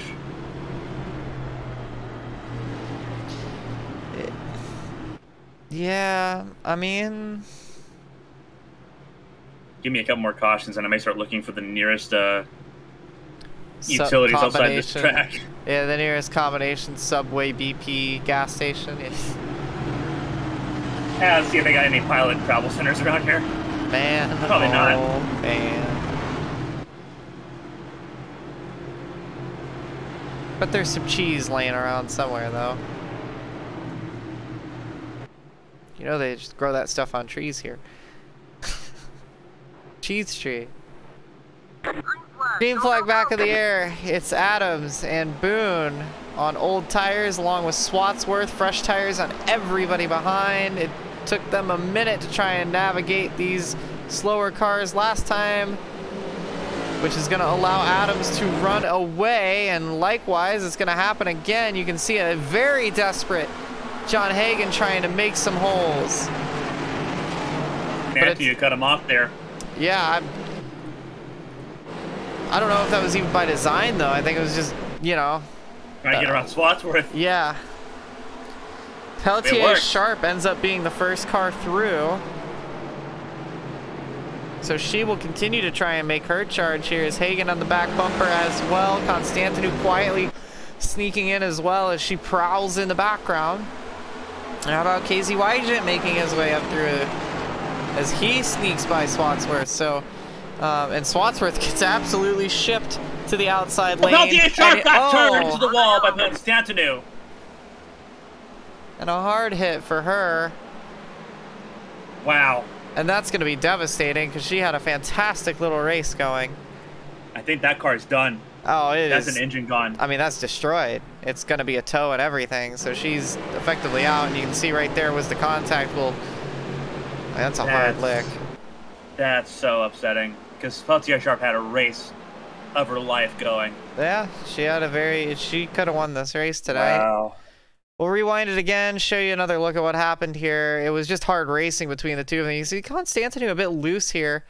Sends it to the inside. Constantinou has been moving up all day long here. She started at the very back of the field, so this is the first time she's really been up to the front of the pack.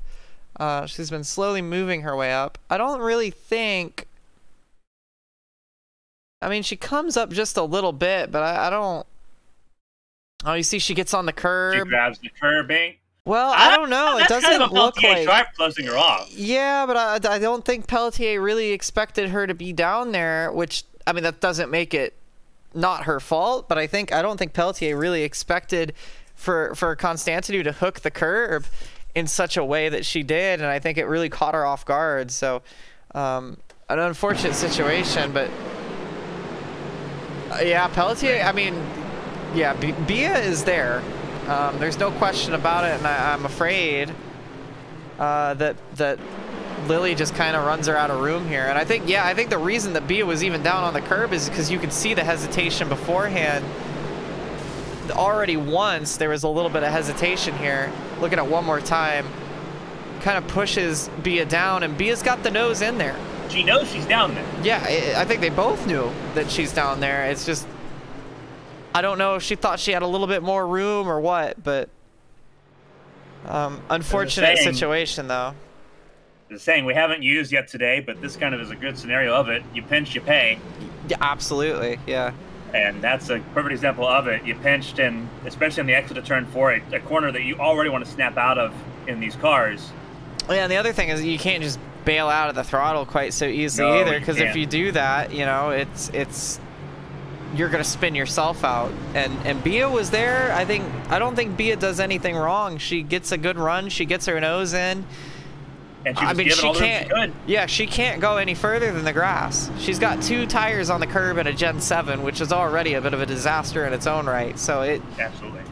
I would have thought that because of that she was gonna snap up because she was on the curb, but no, she did everything right. And Pelletier Sharp, to her credit, was, you know, she's driving hard. She's trying to get all she can get. I can't blame her for that either. It's just a shame because she had such a good race going that's how that ends for her. And she's still in the pit lane, so she's probably done for the day. That engine expired. It is over because there's no fast pairs. Yeah. So it's gonna leave John Hagan and Pacey Wygant. Sorry, excuse me, John Hagan and John Adams up front of the field. It's the John and John show, but she'll have that first career stage win to put in her back pocket and keep her chin up with, but I reckon the number 8 hauler has got a very inconsolable French woman in there right now, and I can't say I blame her. Very, very unfortunate. But opportunity for John Adam again. He is going to have to try and boogie fast. It's amazing he stayed out front as long as he has on these old tires. He's going to be under some heavy fire from John Hagan. Green, buddy. Go, go, And go. the green flag back in the air. We're back underway. Restart by the 76. Yeah, He immediately gets down to the bottom lane to block off that 64. he was very nice not to spin the tires there. Very mature restart from John Adam, who we've seen put on some great shows as about half the field slaps the wall just checking to make sure it's there down the backstretch. It's there. I kind of like the strategy for Adams, because obviously he's on older tires a little bit. These tires warm up a little bit quicker though too. They do. Because they aren't so brand fresh. But the issue now that the law of diminishing returns is right here. Hagan's gonna be able to get around and there's not a whole lot Adams can do about it. But remember, this is still a net gain for Adams. This is he's still about 20 positions higher than where he would have been had he not made this move. So he's in the lead. He's sitting up front right now, but that's not what he's doing this for right now. He's waiting for that pit stop. Then he can go fight with the leaders on even footing. Right now, he's just trying to hang on until we get another cycle around to where pit stops are viable for everybody.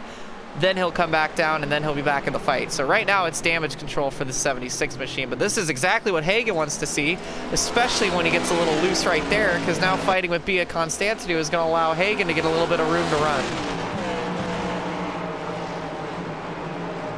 Meanwhile, Bia's gotten around the 76, and here comes Proudfoot to try to do the same. Shouldn't have too much of a struggle here. Oh, if he doesn't get loose. They both got loose. Everybody's struggling there. Adams, obviously, with the Warren tire, is going to be feeling it. And you can see Gibney running up the hill a bit, too, with Adams. And Adams is getting absolutely bullied at this point because this is a little more akin to what I thought we would have seen on the restart about 4 restarts ago. But he's hung in there nicely. There's the 19 car. Seth Wanzing getting a little physical with Wygant. Couple drivers sitting in new cars. Oh, Wygant not gonna take that too lightly and dumps him. And that's gonna bring out not a caution yet somehow. And that's gonna be a suspension. Well, have a quick look at it. That was a hard send.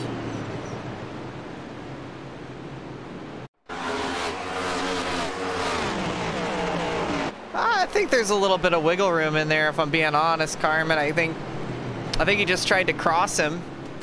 Maybe tried to send him, you know, a message a little bit. I definitely don't think that was the intent. But that's not for us to look at. That's for the stewards to look at. I think. Oh, is the 17 has gone around, and still no caution. So let the good times roll, eh? Yeah, I don't know. That one's gonna be one that the stewards are gonna look at. Absolutely, it's gonna be under review. Interestingly enough, and the leader of Hagan has just about lost it on his own. And that So opens the door, Constantino. and Proudfoot is going to take the lead. Constantino putting a big block. And now they're going to go 3 wide, and just like that, the lead changes hands, and the entire podium shuffles around, and Hagen's going to go from 1st to 4th in 1 lap.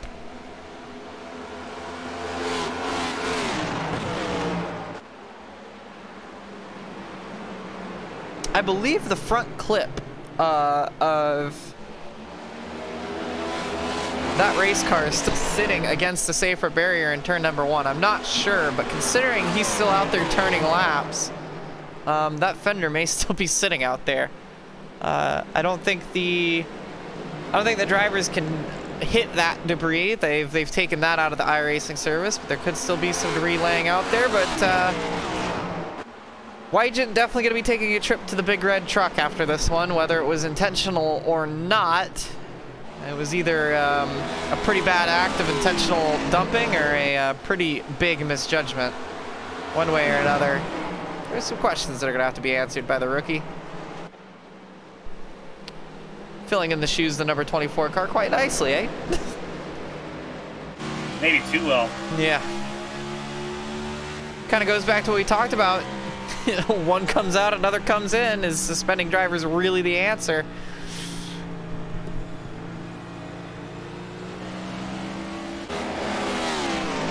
It's the devil you know versus the devil you don't, I suppose. Keep an eye on the 19. Yeah, down here. It's incredible that he's still rolling around like that with that left front as wounded as it is. He's done a nice job to not, you know. Yeah, he's waiting. I don't know if it's that. I think he's just really struggling with the car. I mean, the left front tire is completely off of that thing. It's not connected. So no, I know. Here is Wygen, though, so we'll see. Oh, I'm not sure what this is about. Uh-huh. This reminds me a lot of Charlotte.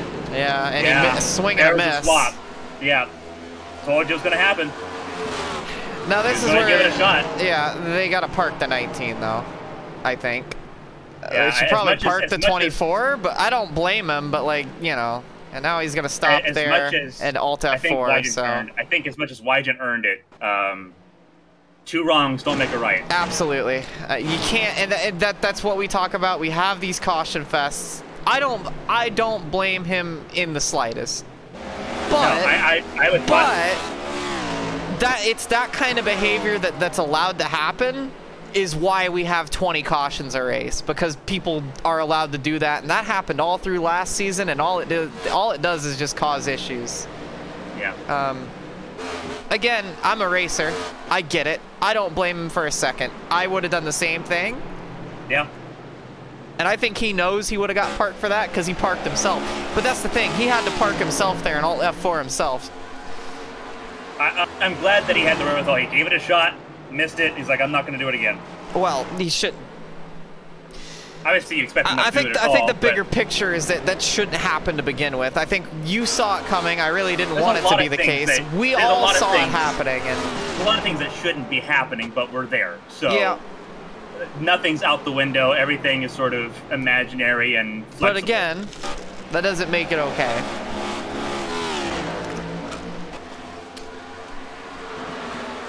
When you have a race like this where everyone's already irritated and agitated because it's basically Gateway 2.0, yeah, you're going to have drivers that lose their temper.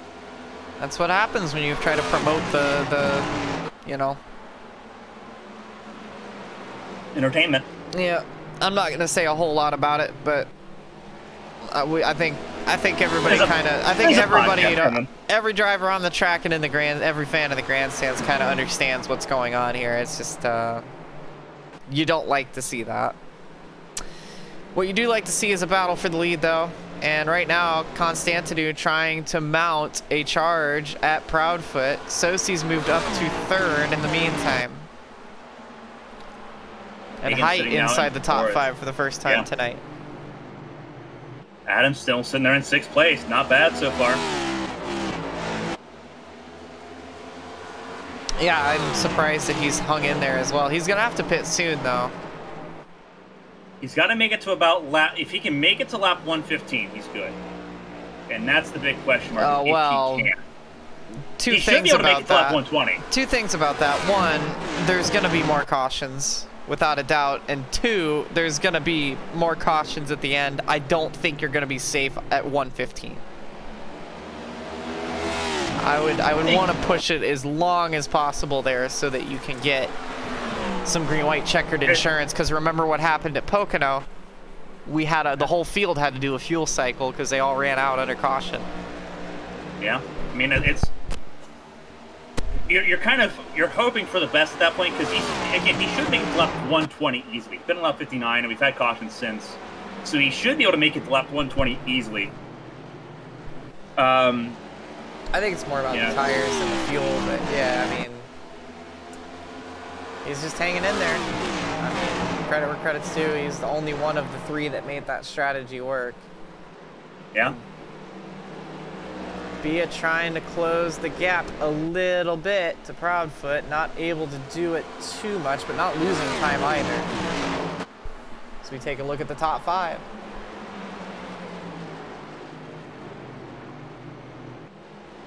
Foot, Constantinius, Sosi, Hagen, Height, top five. Adams in six, and comfortably so. He's got 2 seconds in hand to Eli Sasek. Battle for P3 right now between Hagen and Sosi as they try to battle and exchange hands once again. Sosi slides up the hill just a little bit, and I think Hagen's going to have the temporary victory here. He's going to have the preferred lane into turn one, but he sends it in like he did on Gaiman, but he gets it to stick this time. Speaking of, Josh Gaiman just now cracking back inside the top 10 after he's had his accident. He's going to probably need a caution to get back into the fight for the lead, but it doesn't look like that car is too terribly damaged after the incident he's had. So he may be back in this still if we get a little bit more spice at the end, as if we haven't had enough already. But now Hagen getting a bit loose out of the corner, and that's going to allow Sosi to try and re-attack.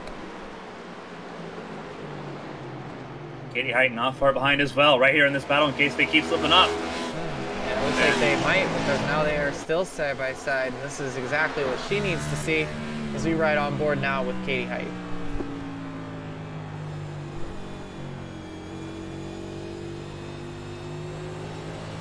See the battle up there.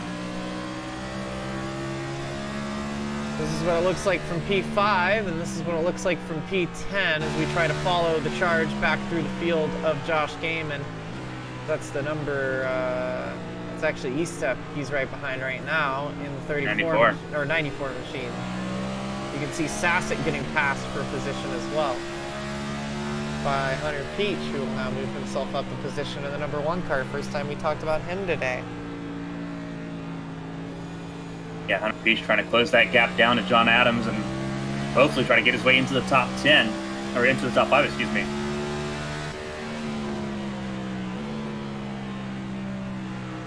See Gaiman still working that wheel as he has been all night. Very physical on it. He's had that one mistake that sent him backwards. But the way he's been driving that thing, it's kind of impressive. He's only had one of those. Really trying to push everything it's worth out of that car. Looking back now, he's got a little bit of daylight to play with as well.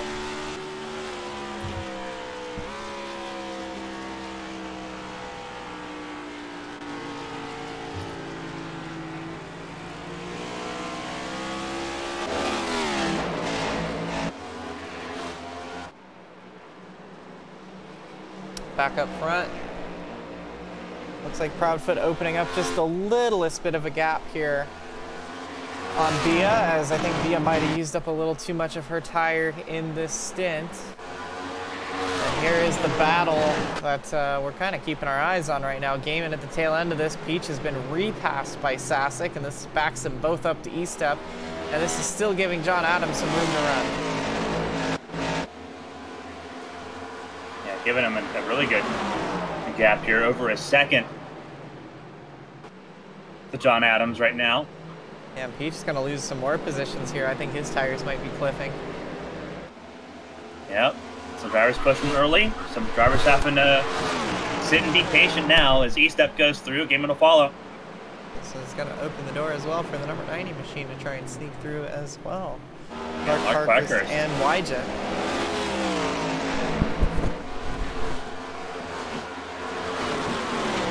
P2 had just cleared the 9 of Sasek, now falling back quite quickly.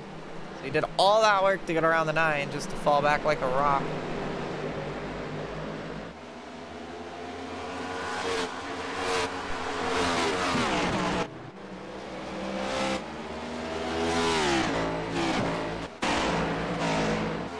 Battle continues to heat up for the final spot on the podium.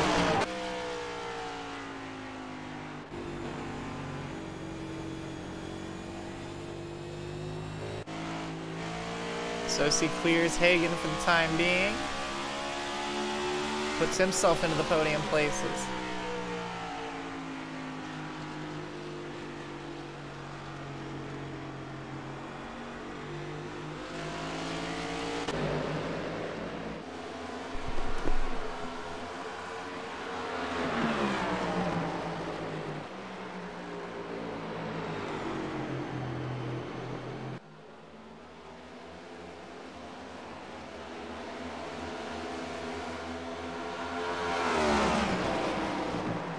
Constantinou trying to clear Callie Height, who's going a lap down now on the number 3 machine. In her first race for Lady Liberty Motorsports.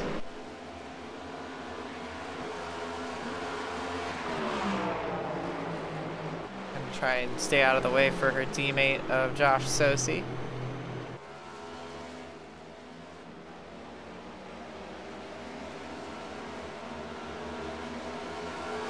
John Hagen and then her partner of Katie Height to clear. So between teammates and partners, the 3 car trying to get out of the way pretty quick, though not quite getting out of the way. Now moving over for Katie and allowing her to try to continue to go after John Hagen. She's not quite had the top 3 pace today, but a good solid top 10 car. Sitting inside the top 5 right now for Katie after that mistake qualifying. She's finally rebounded herself back up into the top 5.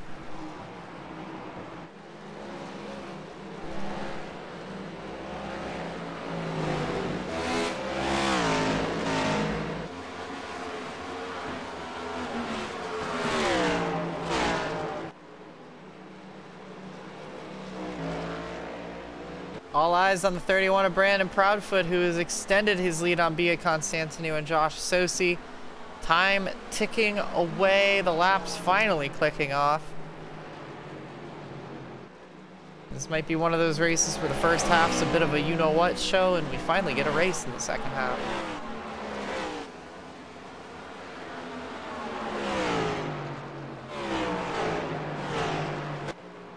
Proudfoot, who's really come to life after the first stage, got things under control and has made his way to the front. He hasn't really let go of the top 3 positions since he's gotten there, and whereas his other competitors to try to win this race have had mistakes, crashed out, what have you, he finds himself at top of the fray right now, and Constantinou seems to have burned her tires off. Sosi just doesn't quite seem to have the pace. Hagen struggling to work through traffic, and then you've got Gaiman, who's on a recovery drive at this point and may be out of contention unless we get more cautions. And then of course Pelletier Sharp, who crashed out after a mistake in turn number 4. So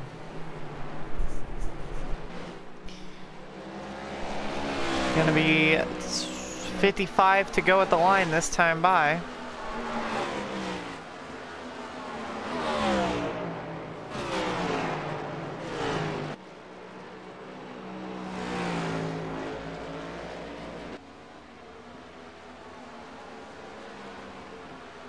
And Bia and the 81 of Sosi starting to heat up for P2, and Sosi pretty handily will clear Constantinou, but that's because he drove it in way too deep, tried to do the old boot scoot boogie that we saw. Ooh, oh. They nearly made contact there. We almost had another Casey Wygent moment down the back straightaway this time as they continue to trade positions, crossover moves over crossover moves, but it looks like Sosi finally will clear the 57 or the 13 of Constantinou as they come down the front straightaway. So put the mailman into P2, and he will try to go after his teammate in the 31, his brand new teammate in the 31.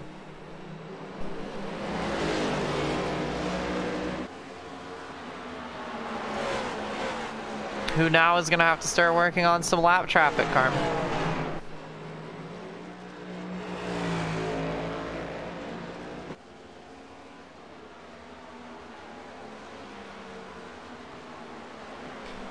Catching up to the 22 of Gary Donaldson right now.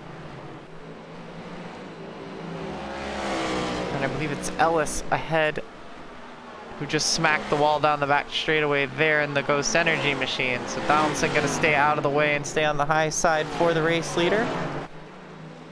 I see a bit of smoke there out of turn number 4. It looks like somebody's had a slide, but we stay green as it was either a single car or not a proper spin whatsoever. So a little bit of a smoke show in turn 4, but we do stay green, and Proudfoot continues to open a gap over Sosi.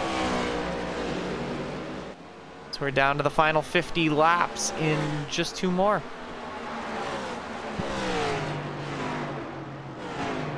Realizing the smoke on turn 3 and 4 was from Henderson. So there you go. Day goes from bad to worse for the 25 car. No caution there because he was on his own. He was able to keep it out of the way. So overall, no harm, no foul there. We keep it green.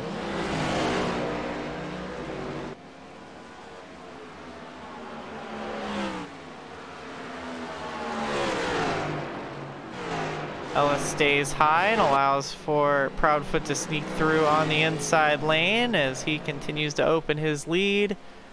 A little further now over Sosi in the background there, but Sosi is also on the move as he has put a big gap between him and Hagen. So it's not from lack of trying from Sosi. They're the 2 fastest cars in the lead group, but just not quite enough right now to try and surmount a challenge to the 31. But this is getting a bit spicy now because Height has caught Constantinu, and Constantinu has not lost John Hagen either. So we've got a spicy little battle forming here between these 3. And this is over the final spot on the podium, so all up for grabs there. But Adams did come down pit lane finally. He is good to go to the end, and probably comfortably so. The amount of time left. And uh-oh, caution's out. Henderson and Adams. I think it's Adams that actually had issues.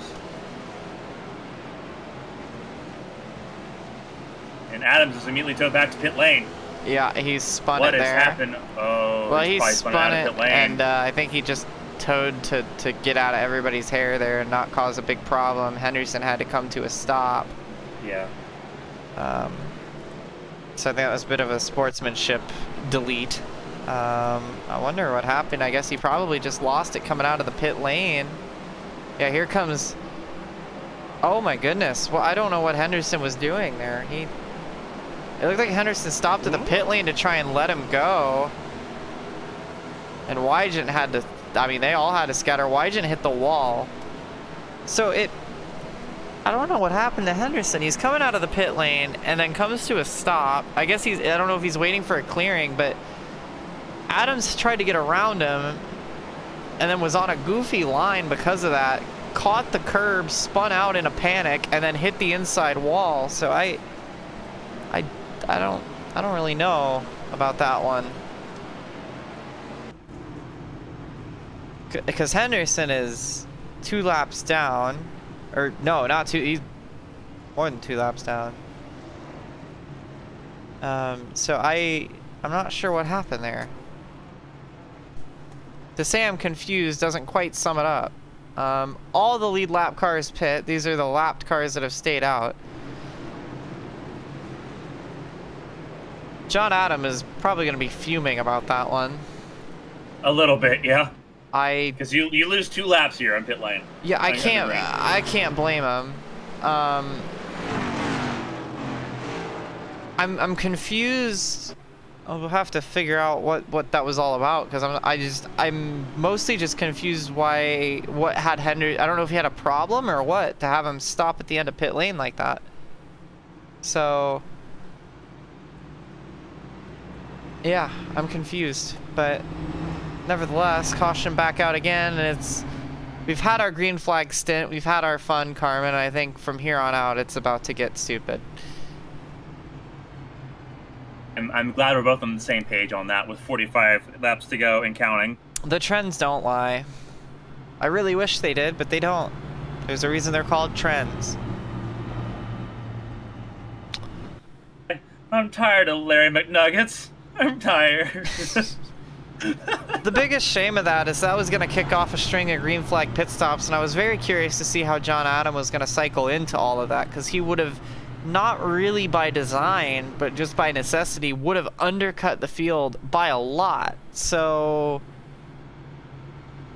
it was gonna be interesting to see if maybe he led some laps there, because he kept very good pace with the field. Yeah, he did. There was going to be an overlap there where he was going to be the fastest car on track for a significant period of time. And granted, he technically made his own mistake there, but I don't think he makes that mistake if he gets the arc out of pit road that he's expecting to have.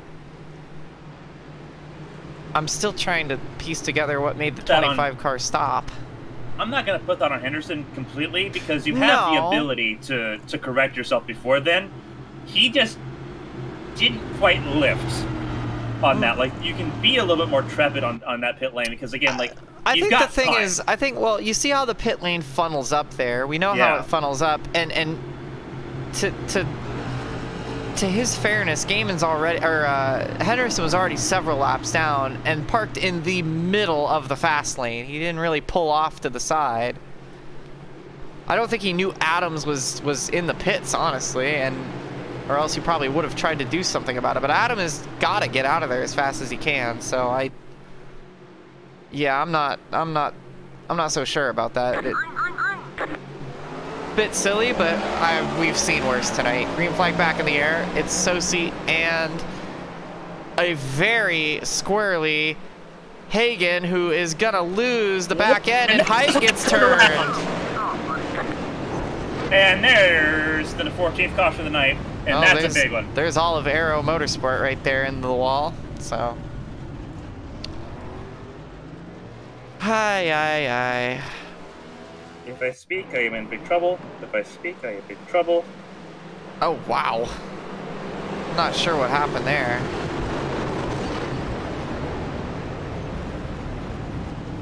Kate's gonna claim that Bia gassed it up. I'm sure Bia's gonna claim that she was there and filled a hole. Let's see. Oh, Bia got loose. I think that was just kind of 2 into 1, eh? Oh, Josh Arnold slides in there. Unfortunate for him.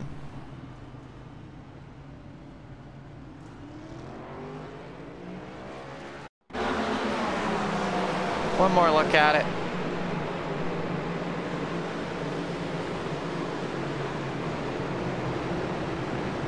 Yeah, that helicopter shot tells a very different story than the initial shot there, I think, Carmen. I think that first shot made it look like Bia just came flying in out of nowhere. I think that helicopter shot shows she kind of just got a better run in the center of the corner, because she unintentionally backed up the entry to the corner because she got so loose into it. And once again, it was kind of like the same situation with Pelletier Sharp. It was just, you know, granted, she wasn't there for nearly as long, but it's not like she slid up the hill. She just filled the hole, and I think Katie was just trying to come down when that hole got filled, and you know, 2 cars over the same spot, they just both ended up in the same situation, and unfortunately triggered a big wreck. And when you get in these situations where you have this little green flag run, the trends don't lie. We're going to see more of that, and it's only going to get more egregious. So, my opinion on that one, my armchair racer opinion, that's a racing deal. That's the racing deal where each driver is going to point at the other one and say, you screwed up. But I think in reality, neither of them did. I think they just both went for the same hole. The hole filled. And when that kind of thing happens, somebody's going to come off better than the other. And unfortunately for Katie, it was not her. So.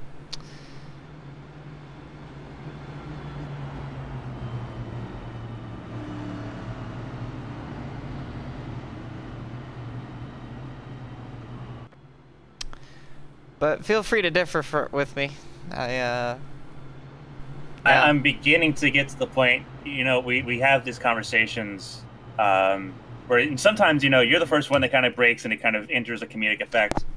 I think I'm reaching that point first right now because there's a lot of things I want to say that I won't out of professionalism. I think I just kind of lost hope. This is what I expected, so I'm not surprised. Just, you know, I feel like my mom.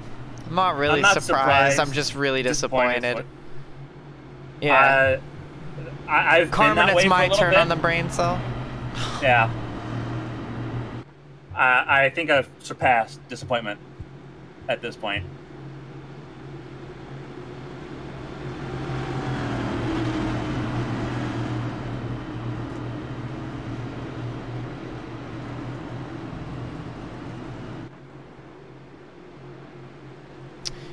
I mean, it's 30 laps coming. I think it's what, 30 laps to go, 40 laps to go.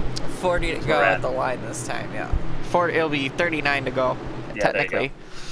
So you were kind of there. And no, that's not darkness befalling the track. It's just gotten cloudy. We're not running into a poke no daylight situation. Also, this track has lights, Bob. So. Does it? It does. Oh no. And caution that again. I think that was not the most timed oh no I could ever give. Who's Someone that back? Is that that. Denny? Is it Denny? It is Denny. Yeah, Denny and Meredith it looks like. Well, BarkBox going to the dog pound. What happened? 3 wide, gets into the reigning champ of Meredith, and once again, I think that was just everybody going for the same hole. Look, folks, there's a reason why I can call this so effortlessly and not be surprised when it happens. We've seen this happen before. We'll see it happen again. I mean, as much as I want to say it's not a racing deal, that's just kind of a racing deal. It's just... Racing deal when you have a field of cars about, you know, a mile deep that don't know what self-preservation is. Well... You're not going to have it. You're not. I agree, but you're not going to have it at this point anyway, because we're down into the final. I think everybody knew. Everybody knows this happens. Every HTL race we have, it's just a. Let's see. I'm trying not to swear, but. That's why I'm trying to keep myself quiet. Yeah, it's just, we always have this clown show at the start where we have 12 cautions back to back to back to back to back. Then we get a 5-lap green flag run, and then we get the stage 2 caution.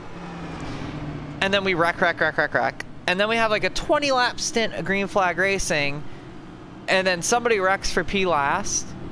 And then we get 30 to go, 40 to go, and just everybody starts running each other over like it's the Truck Series finale. I don't know. And they've kicked out half the roster. But it's almost like, Carmen, when you put in about half the roster that has 0 experience racing with these people, it's not much of an improvement. And then you take these cars and put them on tracks that they really don't perform that great on.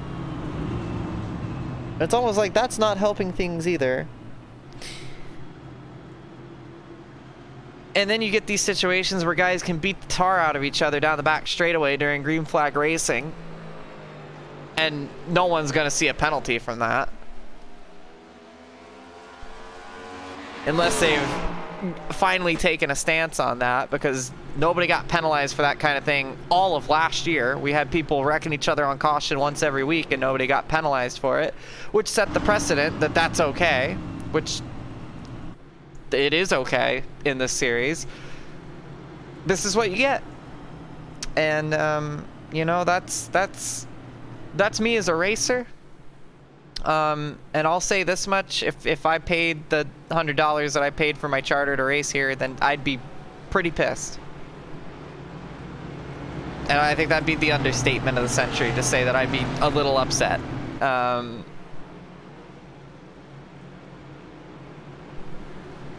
But for 10 weeks, and our best race was at Homestead, Miami, a track that everyone considers boring.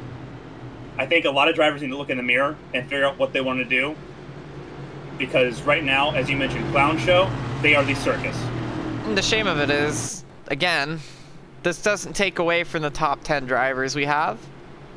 Oh, there's some brilliance. There's some brilliance, but you don't get to see it. You get about a third of the field who really can put on a great show. You got about a third of the field that puts on a great show and tries their hardest. You've got about a sixth of the field that is here to learn and is learning and is doing a good job of doing it. And then, you know, take your pick who that final sixth is, but, you know.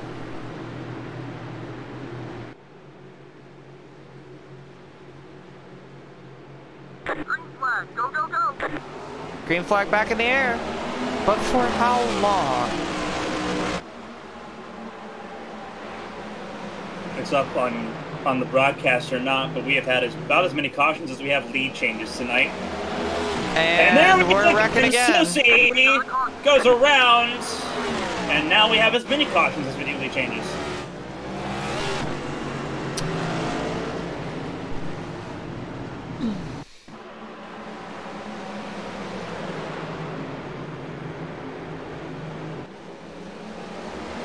Yeah, cold tires.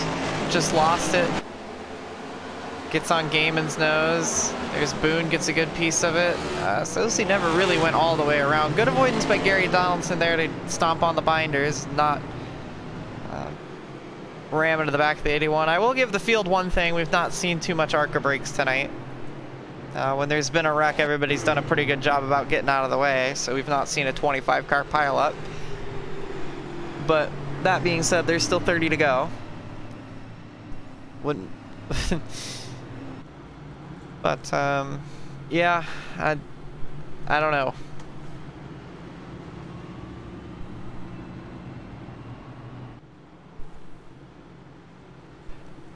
If I had a nickel for every HTL race that followed this exact pattern, I'd have about $5. Yeah? Which is a lot. And that's not a good thing. Reminder everyone tuning in, the longest race of the season's next week. Do that information what you will. We were live for 5 hours for Daytona for the 300.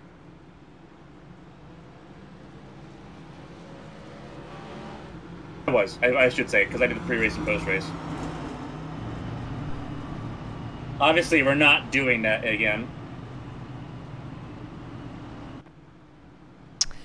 We'll hit 31 to go at the line this time. We'll have another look here. Oh, that's not what it is. That's not the script leaking. That's just our graphics. Forgive me. This was scripted. We need to fire the writer. Because this is not a fun story. It's a Quentin Tarantino film, and I want out. Yeah. Just to prove that this isn't... just to prove this isn't spoilers here, it does it for everybody. See? Wow, Proudfoot won. Wow, E-Step won.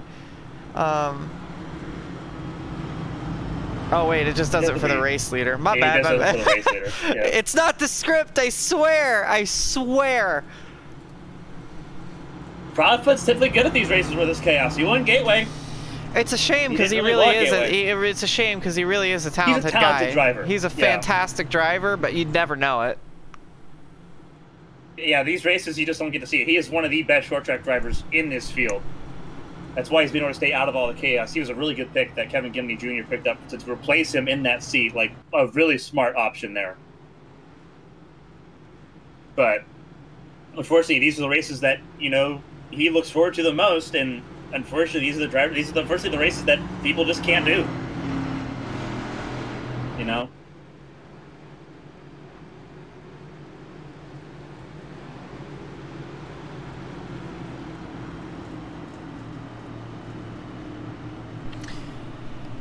Reminder, just to add salt to the wound for all of us up here in the booth at least. Unlimited green-white checkers. So trying to keep tabs on some things here. Eli Sasic back in the top 6. Josh Gaiman, we mentioned he was making a recovery drive, but he'd need some cautions. Well, he's got them.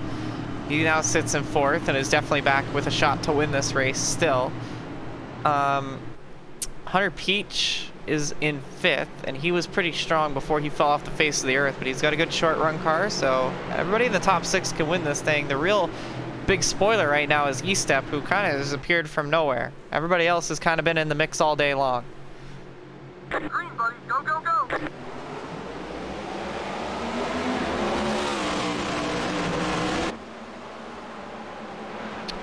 And Gaiman dumps it. Oh no! There's the yellow again.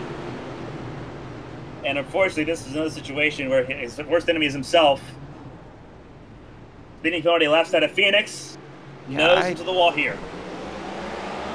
That's the second time he's done that tonight, I'm afraid, and it's not gonna get better. And just snaps loose under braking, and then snaps the other way in overcorrection. It's a pretty hard lick too. He doesn't take anybody else with him, but that's his day done. Yeah. Even if he's still rolling, he's not gonna get back through the field again, I don't think. There's gonna be some significant damage. You can get away with that once, typically not twice, so.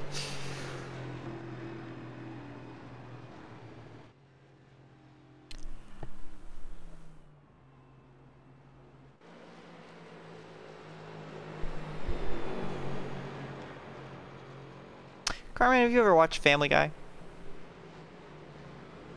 If you're attaching Family Guy to this race, I never will. There's an episode. One of the characters, the daughter on Family Guy, her name's Meg. She's like the punching bag character. I don't know how it ended up this way, because she wasn't always like this, but in the later seasons, she's just a one-dimensional character that's like an easy joke. There's an episode where it's centered around her, and the main character of the show, Peter, he's sitting on the couch, and he, once the plot line gets established, he breaks the fourth wall, and he says, yeah, this is a Meg episode, and he sets the remote on the armchair and says, go ahead, nobody'd blame you. Well, friends, there's plenty of action on Twitch tonight. Here's the remote.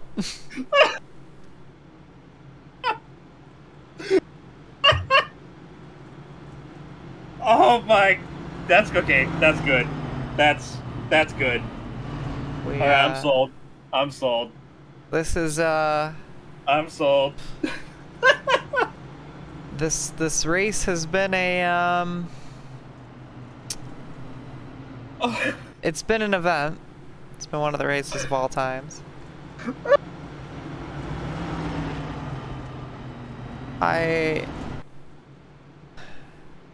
Oh my goodness. That's an analogy I think that needs to be cherished forever. Oh. Oh, I gotta go back and if someone doesn't clip that, I will. That was worth it. I like how that's the one that made you laugh, but I didn't know what to expect. I didn't know because I've never seen Family Guy, so it was a good punchline. I really built that one up. You know, I've been watching a lot of stand-up comedy, and this has been good too. But don't get me wrong, I don't want to dunk on it too hard. There's some fantastic drivers in this series. There's been some fantastic things that have happened this season, but it has been marred very much every week with things like this. And I think the drivers, I think the administration, I think the fans, and us, as drivers, it's hard to sit up here and watch it because you know, because we know better, you know. Well, we know what's supposed to be going on and what isn't happening. Well, we know better, but we know that they all know better too. It's it's a group effort here, and you know, any league race of any kind, you know, even when it comes down to the Coke Series, it can either look like bottom split or it can look like the pros. And we've seen both of that from this group throughout this season. It's just a shame it's been a lot of bottom split this year, especially when we had so much hype coming into the season. It seems like the maturity level of a lot of these drivers was through the roof, but unfortunately, talent has caught up with a lot of them. And there's not a lot of talent for grabs. Green flag back out in the air. 24 to go. Barring green white checkers. 24 to go in regulation. And the caution's out again. Matthew Boone. Season 2 champion, Matthew Boone. I think that's the third time tonight he's been in the weeds. Let's take a look and see what happened. I think this is a home race for him too, from Wylander. Oh, he tagged by Josh Arnold and then finished by Bia Constantinou, but that looked strange. Not strange like there was evil afoot, just strange like that didn't look like something weird happened here. Let's see. Bia sends it in deep. I don't think Boone knows that he's basically 4 wide, and he kind of arcs down. He's on the normal arc for what he usually would be, but he was basically 3.5 wide, and I don't think he knew it. I don't think the iRacing spotter would have called that either. That was a really unfortunate situation there, because the 22 at Donaldson just does not get going, and then Bia gets going really well, which, yeah, let's see here. Here's the launch, and you'll see Bia move at the bottom of your screen. So now they're 3 wide. But Donaldson's slowing here. Bia has to move up, and Josh has to move up. So now they're for a split second, Carmen, they're 4 wide, and I don't think Matt ever knew that's how that went. And unfortunately, nobody... I mean, you can't expect Matthew to know that. I don't know what... So much miscommunication there, because Donaldson, he gets a bad start, but then he's just trying to back out of the way. Well, yeah. Trying to bail out of it. I mean, that's a perfect example. No one else gets it. Yeah, I mean, that's an example of you need to be going 100%. You know, it's always the... You know, when you're watching sports or whatever, in rugby and football, it's always the tackle that you do a half-hearted tackle is the one you get hurt on, right? You have to commit, because everyone's expecting you to go in the corner normally, and when you bail like that late into the corner and don't communicate it, I don't know if he said it over the radio, to be fair. We don't have it. I didn't hear anything. Yeah, I mean, the road to hell is paved with good intentions, and the road to the infield care center is paved with trying to get out of the way sometimes. I think it was just, you know, and that's not to drag Donaldson, because again, he's trying to get out of the way. He unfortunately became the thing he feared by trying not to be the thing he feared. I think if he had just gone in the corner and just not worried about it, I think everything would have been fine. But you know, everybody played a part in that one. Boone could have left more room, but I don't think Boone expected to be 4 wide. Bia didn't need to dive in there, but Bia's fast and is trying to make up positions because it didn't work out for her 2 times ago. You know, Gary didn't need to smash on the brakes like that, and I think the only real victim there was Josh Arnold, because dude was just the meat in the sandwich. So, not to say that any of them are really in a whole lot of, you know, again, that's kind of a racing deal. I guess if you had to point blame... A miscommunication deal, yeah. Yeah, if you had to point blame, it'd be at Donaldson, but what are you going to do? Hey, idiot, don't stop? Like, I mean, sure, but, like, he's... You know. Here's an EOL. I was already going to the back. Okay. Yeah, I mean... That's it. I mean, there's not a whole lot you can do, and... It's literally like, hey, I'm... You know... It's like nailing a lock onto a fence when you could just climb over it anyway, you know? Like, I'm running out of analogies here, just bear with me. Pace car is going to be off. We're going to try it again. 20 to go, maybe, in regulation. Pace car's off. We're going to have 19. We hit the line. It's Hagen and it's Proudfoot. We are still trying to get a green flag running. Green flag back out. And now they touch again. And that's he step up into second, and he's going to charge in a little deep. They're going to slide up the hill a little bit. Hagen's going to overdrive the corner like he does every restart, and we're going to get side by side behind him. And they're wrecking again. Parkhurst and company, including some swift justice to the 24 of Pacey Wygent. Wygent, Swatsworth, Denny, among others.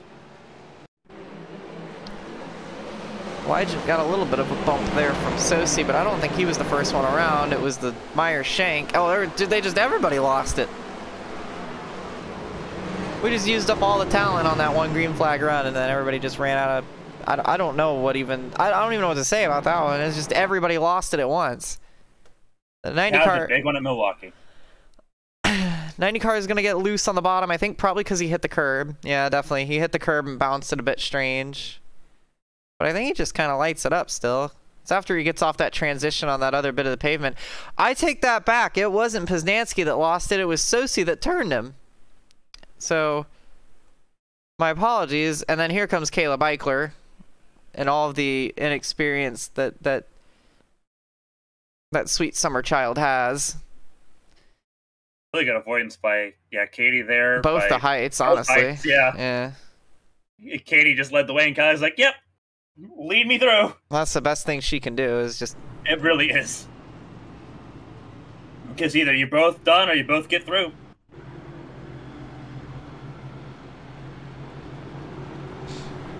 Yeah, and, you know, not to really dunk on either of them here. I mean that in the nicest way to Caleb Eichler. Has not started many races, does not have a whole lot of experience, is not towards the front of the field very often. Probably is not sure what to do in that situation. Kind of ARCA braked it. Intensity's, you know, gonna do its thing. Sitting 13th still, so not the end of the world, but, you know, just kind of adding fuel to the fire there. Yeah. Got a fun little note from the one man who went home early, Steven Overstat, who may just be the smartest of us all. Kind of glad I spun out in qualifying, he says. I would be too. Didn't know you were chill like that, Steven. I did not recognize your game. We have another betting odd here, so we're getting people addicted to gambling at the same time. New poll for those watching live. First of all, why are you? But second of all, thank you. Do we exceed the ABN record for cautions on a broadcast? The record is 24. Do we break it tonight? We're at 19. That's a lot of eddies. That's a lot of eddies already. 68 caution laps. Oh, we're gonna get nice caution laps, aren't we? Yeah, I think we're approaching it swiftly. And we will hit it this time by, because I thought we were 1 to green, but we're not. So.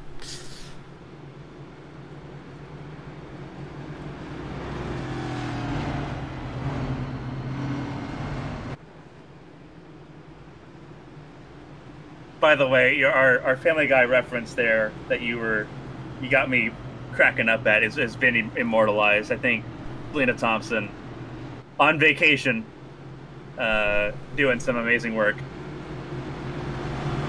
I'll tell you what, I think she's the smartest one here too. She got that suspension. Little did she know she wasn't even the problem.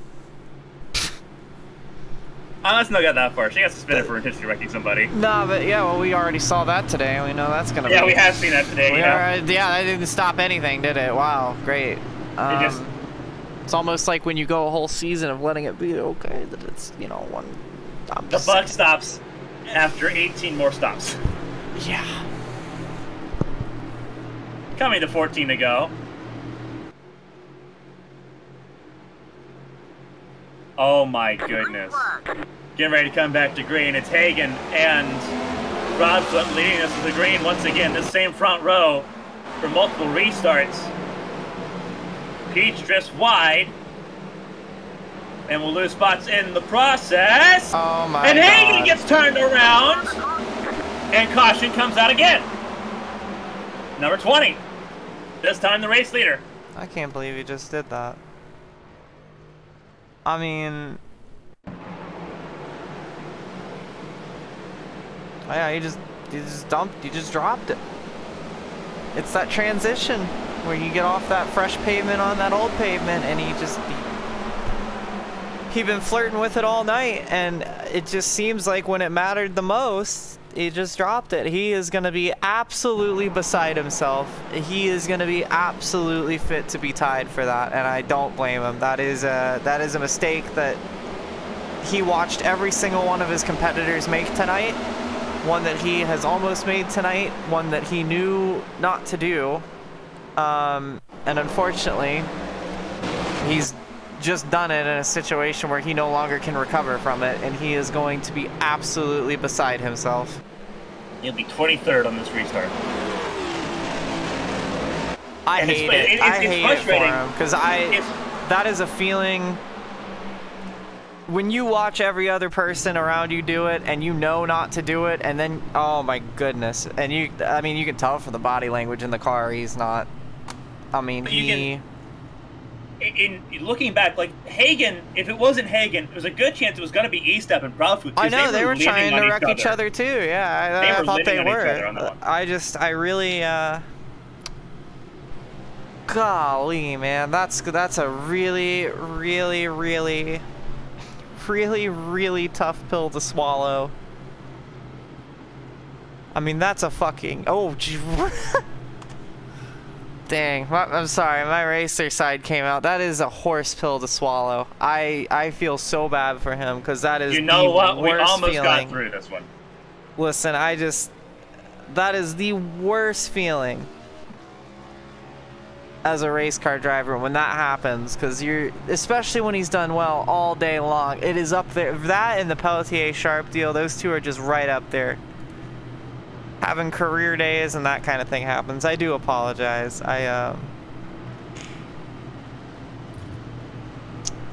Usually I'm a bit better about that. First time we had to do that this season. I'm sorry. First time. But you know what? I said this race was like Gateway. I said this race was like Gateway. The thing is, I'm not even hyper. I'm not even manic. And it wasn't even about the race. It's just that was. Whoops. That had nothing to do with this race. That was just driver to driver, and I'm feeling that pain with you right now. I don't know if you're gonna watch this one back.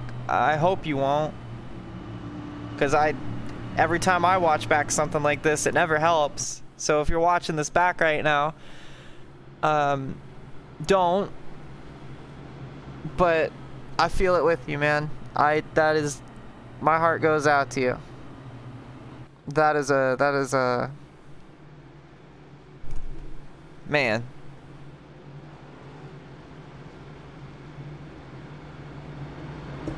Man, oh man.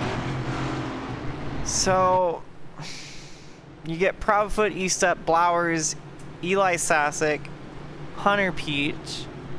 Then you have Pacey Wygant, who's going to be in air jail, I think, after this one. He's going to have to go to the big red truck, and he's going to have a lot of explaining to do. I think he might see a new driver in the 24. Hi. Again. Nathan Lehman in 7th, then it is Sosi and Meredith, and Katie Height has clawed back to 10th, and Callie Height somehow is in 12th. Worth noting, by the way, with Mark Parkhurst in between the two of them. Josh Arnold and Caleb Eichler, the top 14. Those are the 7 rows that are fighting for a race win right now. It is going to be hard to beat Proudfoot. E-Step's been putting up a late race charge, but I really think Proudfoot's got this one. But I really thought Hagen was going to have a really good opportunity there too, so I really don't know. Green flag in the air. We'll try it again.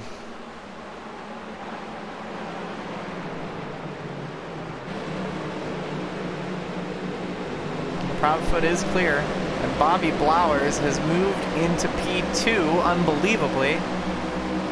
He's having an excellent little race, and E-Step tries to squeak into 3rd. They're all running each other over in the backfield.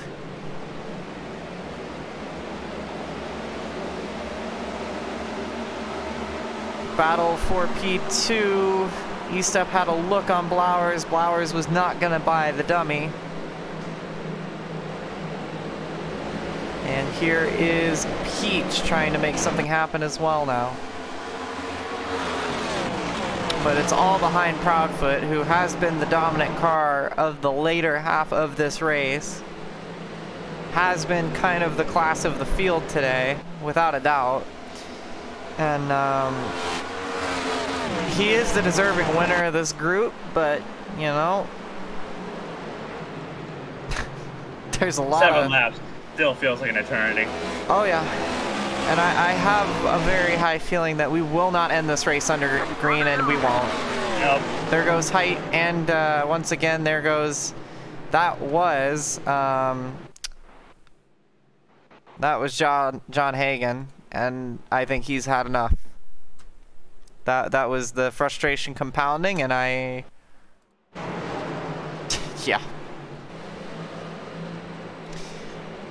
He alt F4'd, ladies and gentlemen, and I don't blame him. My heart goes out to them. Once again, I've been there.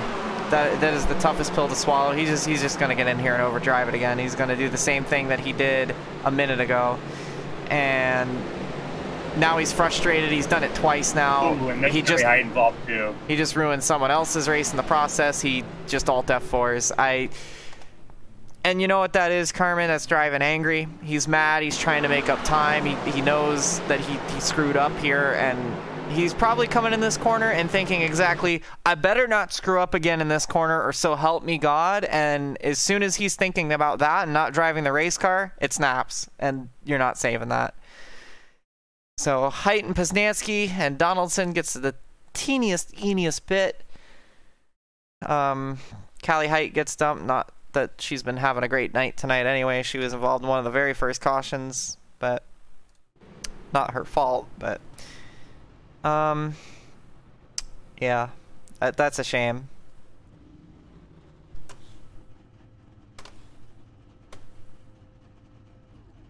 For everyone that's tuning in, that's been staying with us this entire race, we appreciate you.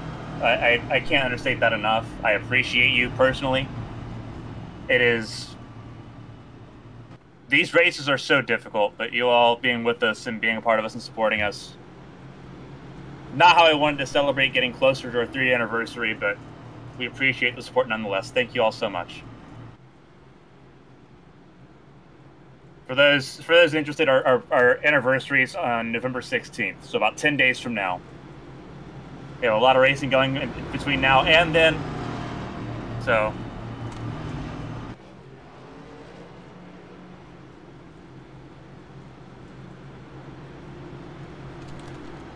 Again, we appreciate the support. We're trying the best we can here.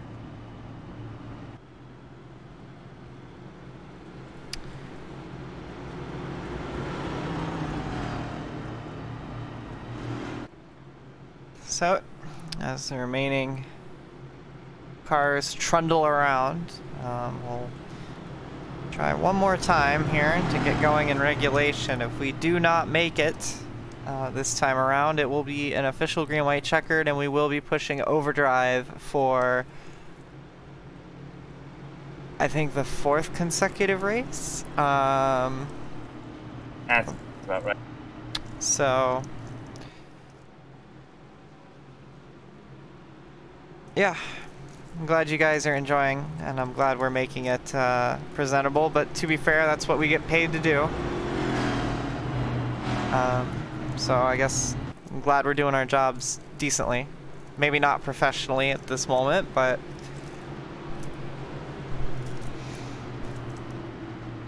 to be fair, neither of the drivers.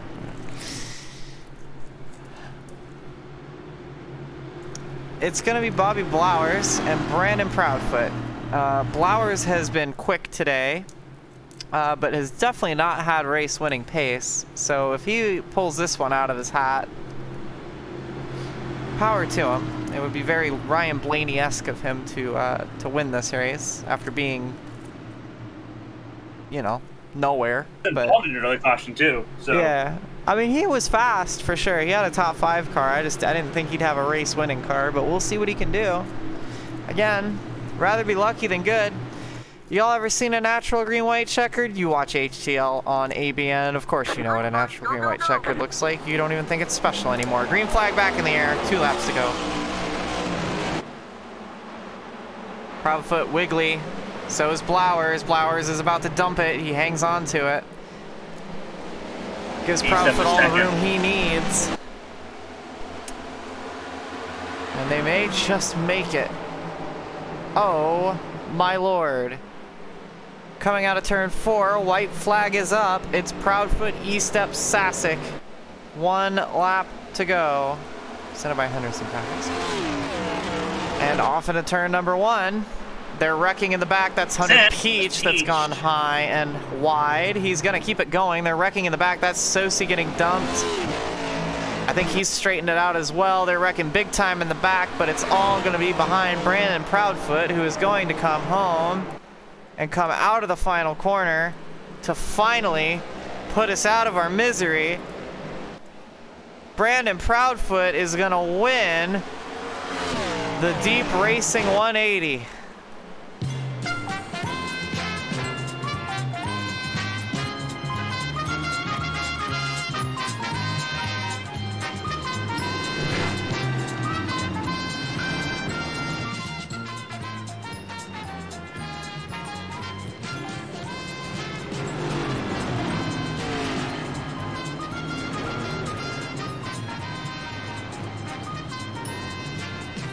Good drive by E-step, second place, and Sasek, another podium. Counting out the top 3. Flowers, a good result as well. Second week in a row, he's got a good result. Then it's Wygent, Height, and Peach, top 7.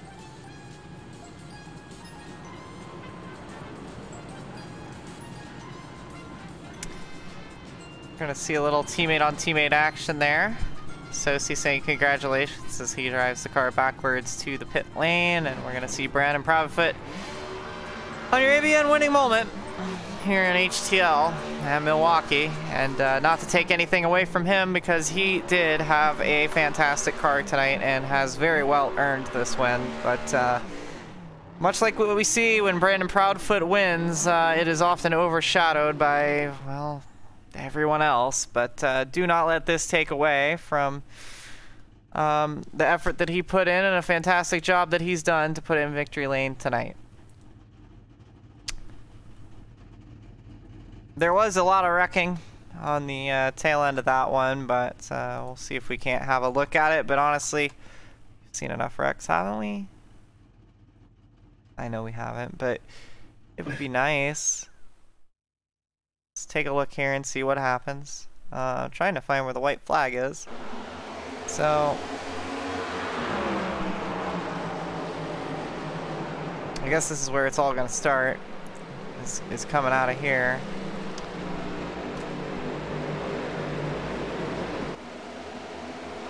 Yeah, this is coming to the white. Bia gets pushed way low, and I think this is where things start. Peach goes in deep. Everybody's locking up around him. Sosi gets punted sideways, and then I think, oh, just kind of comes down, collects Bia, collects John Arnold. There goes Eichler. That's a hood that's gone flying. I think that's Denny's. Everybody scrambled. Not really sure who turned the 81 car sideways, but I'll be honest, it's not going to be special. So we'll have one more look at it and see if we can't figure out what caused the 81 car to get so out of shape. It was himself. He does a very nice job to hang on to it, but then he gets too greasy on the rear, gets too excited, and then just decides, what, I saved it? I'm not allowed to do that. And he didn't actually. He just lost control on the hot tires. But it does look like he pretty much just wipes out 8 cars just for the cherry on top. Of course, not intentional. Josh Sosi for the second time. Oh my goodness. And you can see Alfred Denny's had about enough of that. And does what we all wish we could have done about 5 minutes ago and just plows it in the inside fence. So, woo! Okay. We're gonna try to talk to some people real quick. We're gonna try to speed this one up. We're gonna go ahead and pull Brandon Proudfoot in and talk to him right now because he finished in P1, and we want to talk to our race winner, because he's probably the only driver that is at all, in any way, shape, or form, satisfied tonight. Brandon's Kristina, Carmen, the Amy, both got a copy. Yep, I got you. Well, once again, a fantastic effort from you, overshadowed by a lot of tomfoolery. But nevertheless, you did a fantastic job, put in a great effort, and have a very well-earned win to add to your growing wins in this series. Walk us through what bit of racing you did do today, and tell us about how you got it in victory lane today.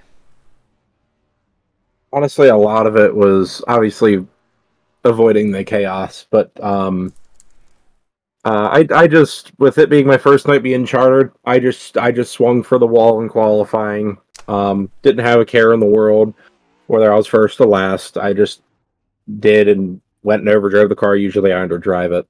So started in the back, just focused on keeping it clean, raced up through the field through the stages. And towards the end there, specifically the one longer stint we had, it was just me keeping the car down along the white line and straighter, where a lot of people were trying to get in the throttle early and arcing the corner. They were scrubbing the tires terribly. And what I would do is I would just underdrive, specifically coming out of 4, and I would just hug along that white line all the way, even almost to the pit wall.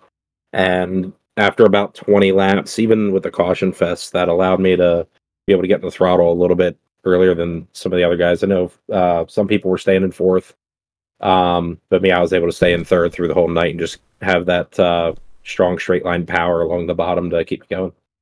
Did that also help you with stability by any chance? Because it seemed like there was a lot of people that were fast in the middle phase of this race, in the early phase of this race. We easily had 5 contenders, including yourself, that could have been up there to race for a win if we had a race. But one by one, they all kind of bit the dust, or kind of stepped on their own toes there. It seemed like you were one of the only drivers that didn't seem to be fighting the car every single corner. Was that in part to the line you were taking? Did it allow you to kind of do all the turning before the straightaways came up? I mean, what was the key to just trying to keep the car underneath you there? I think it definitely helped. I will say I had a lot of in-car adjustment tonight. Brake-wise, I had about a 7 to 8% throw, whether if someone was behind me, ahead of me, or if it was old or new tires. So I was adjusting every single lap. If I felt it wiggle a little bit going into the corner, I would be like, I would put a tick in it, and every time we would get a caution, I'd just keep track of what my percentages were.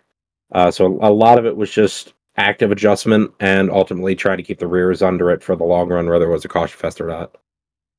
Well, once again, diamond in the rough. It's so unfortunate that these races that you win on pure pace and on pure talent happen to be the same races where we have so many incidents, but not to take any of this away from you, because you've done a fantastic job, a very well-earned win.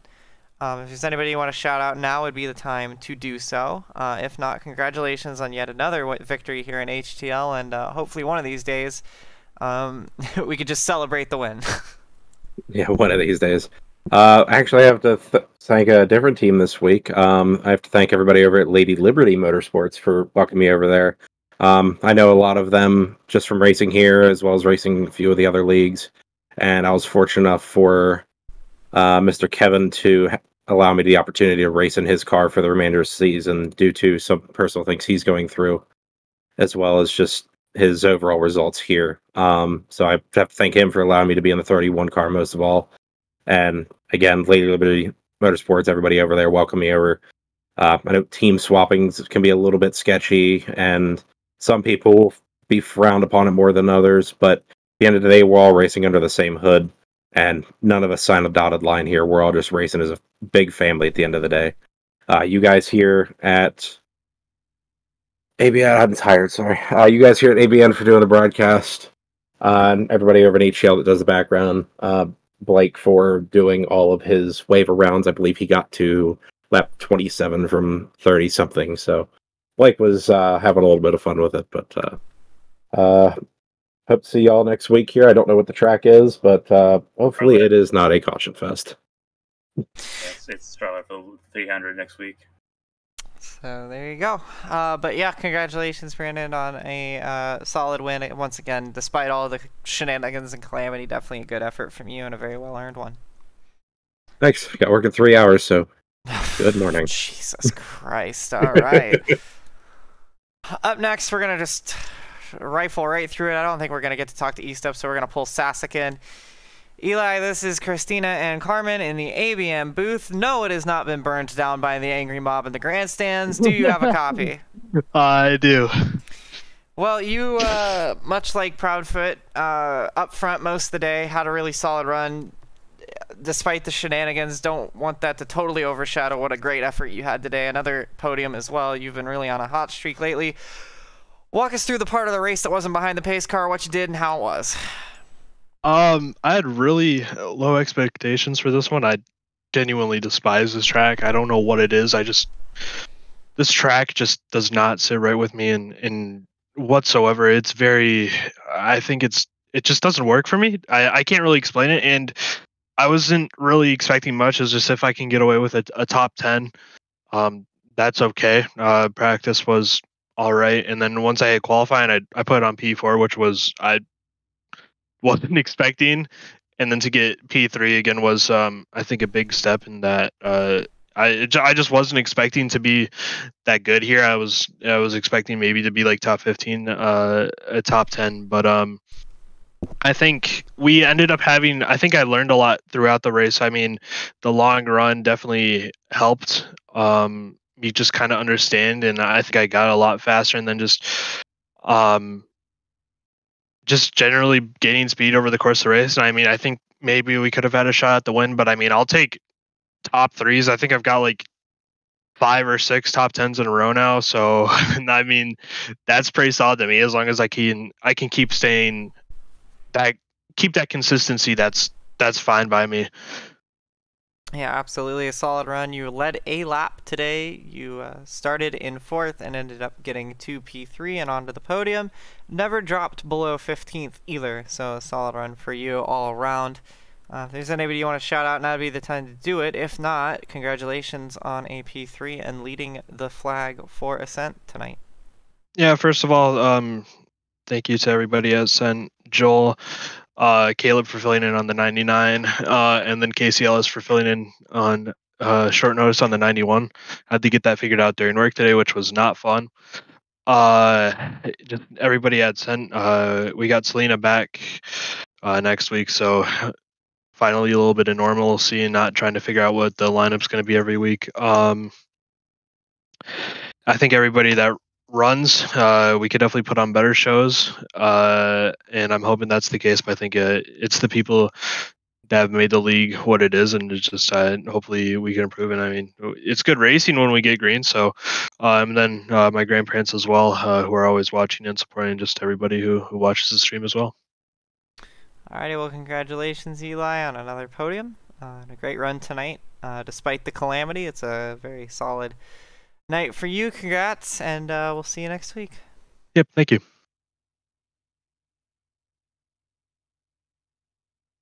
Alrighty, well, with that being said, not going to talk too much about the finish of the race because I think we had enough time behind the pace car to talk about how we both felt about this. There's enough controversy to cover a whole month of intermissions, so we're just going to glance over that bit. And go over to the results of tonight's event. It was an event. It was a bit of a procession. And unfortunately, it seems like this is becoming more and more common. But don't let it take away from the podium finishers who did a fantastic job. Proudfoot wins over Eastep and Sasek. Eastep taking a great advantage of the calamity around him to get a solid finish. Bobby Blowers likewise getting into P4. Pacey Wygent, he is gonna be a busy boy tonight, and not for the right reasons. He's got some answering to do. Katie Height bounces back to P6. I think she's probably just glad that people are mad at everybody else and not her this time.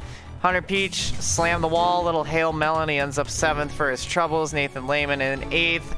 Zach Meredith, reigning champ, gets his first top 10 in a long time, gets back up into 9th. Mark Parkhurst in 10th.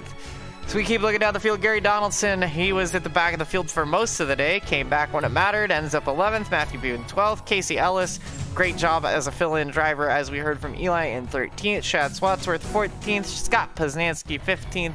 Apperson, Callie Height, Bia Constantinu, Caleb Eichler, and Josh Arnold, the top 20. A little bit further down, Josh Sosi getting dumped on the last lap for the second time at a short track. If I had a nickel for every time that's happened, I'd have 10 cents, which isn't a lot, but Sosi keeps getting dumped at the end of the short track races.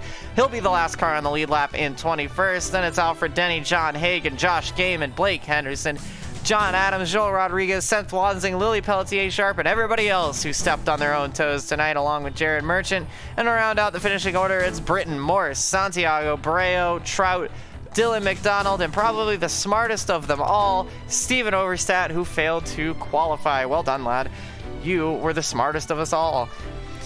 With that said, that'll do it for us here at ABN 1. I guess somebody redeemed a raid for me, but I am also the one who is streaming the ABM broadcast, so I don't know how that works. I don't know. Go follow Twitch at AMR_KRISSY.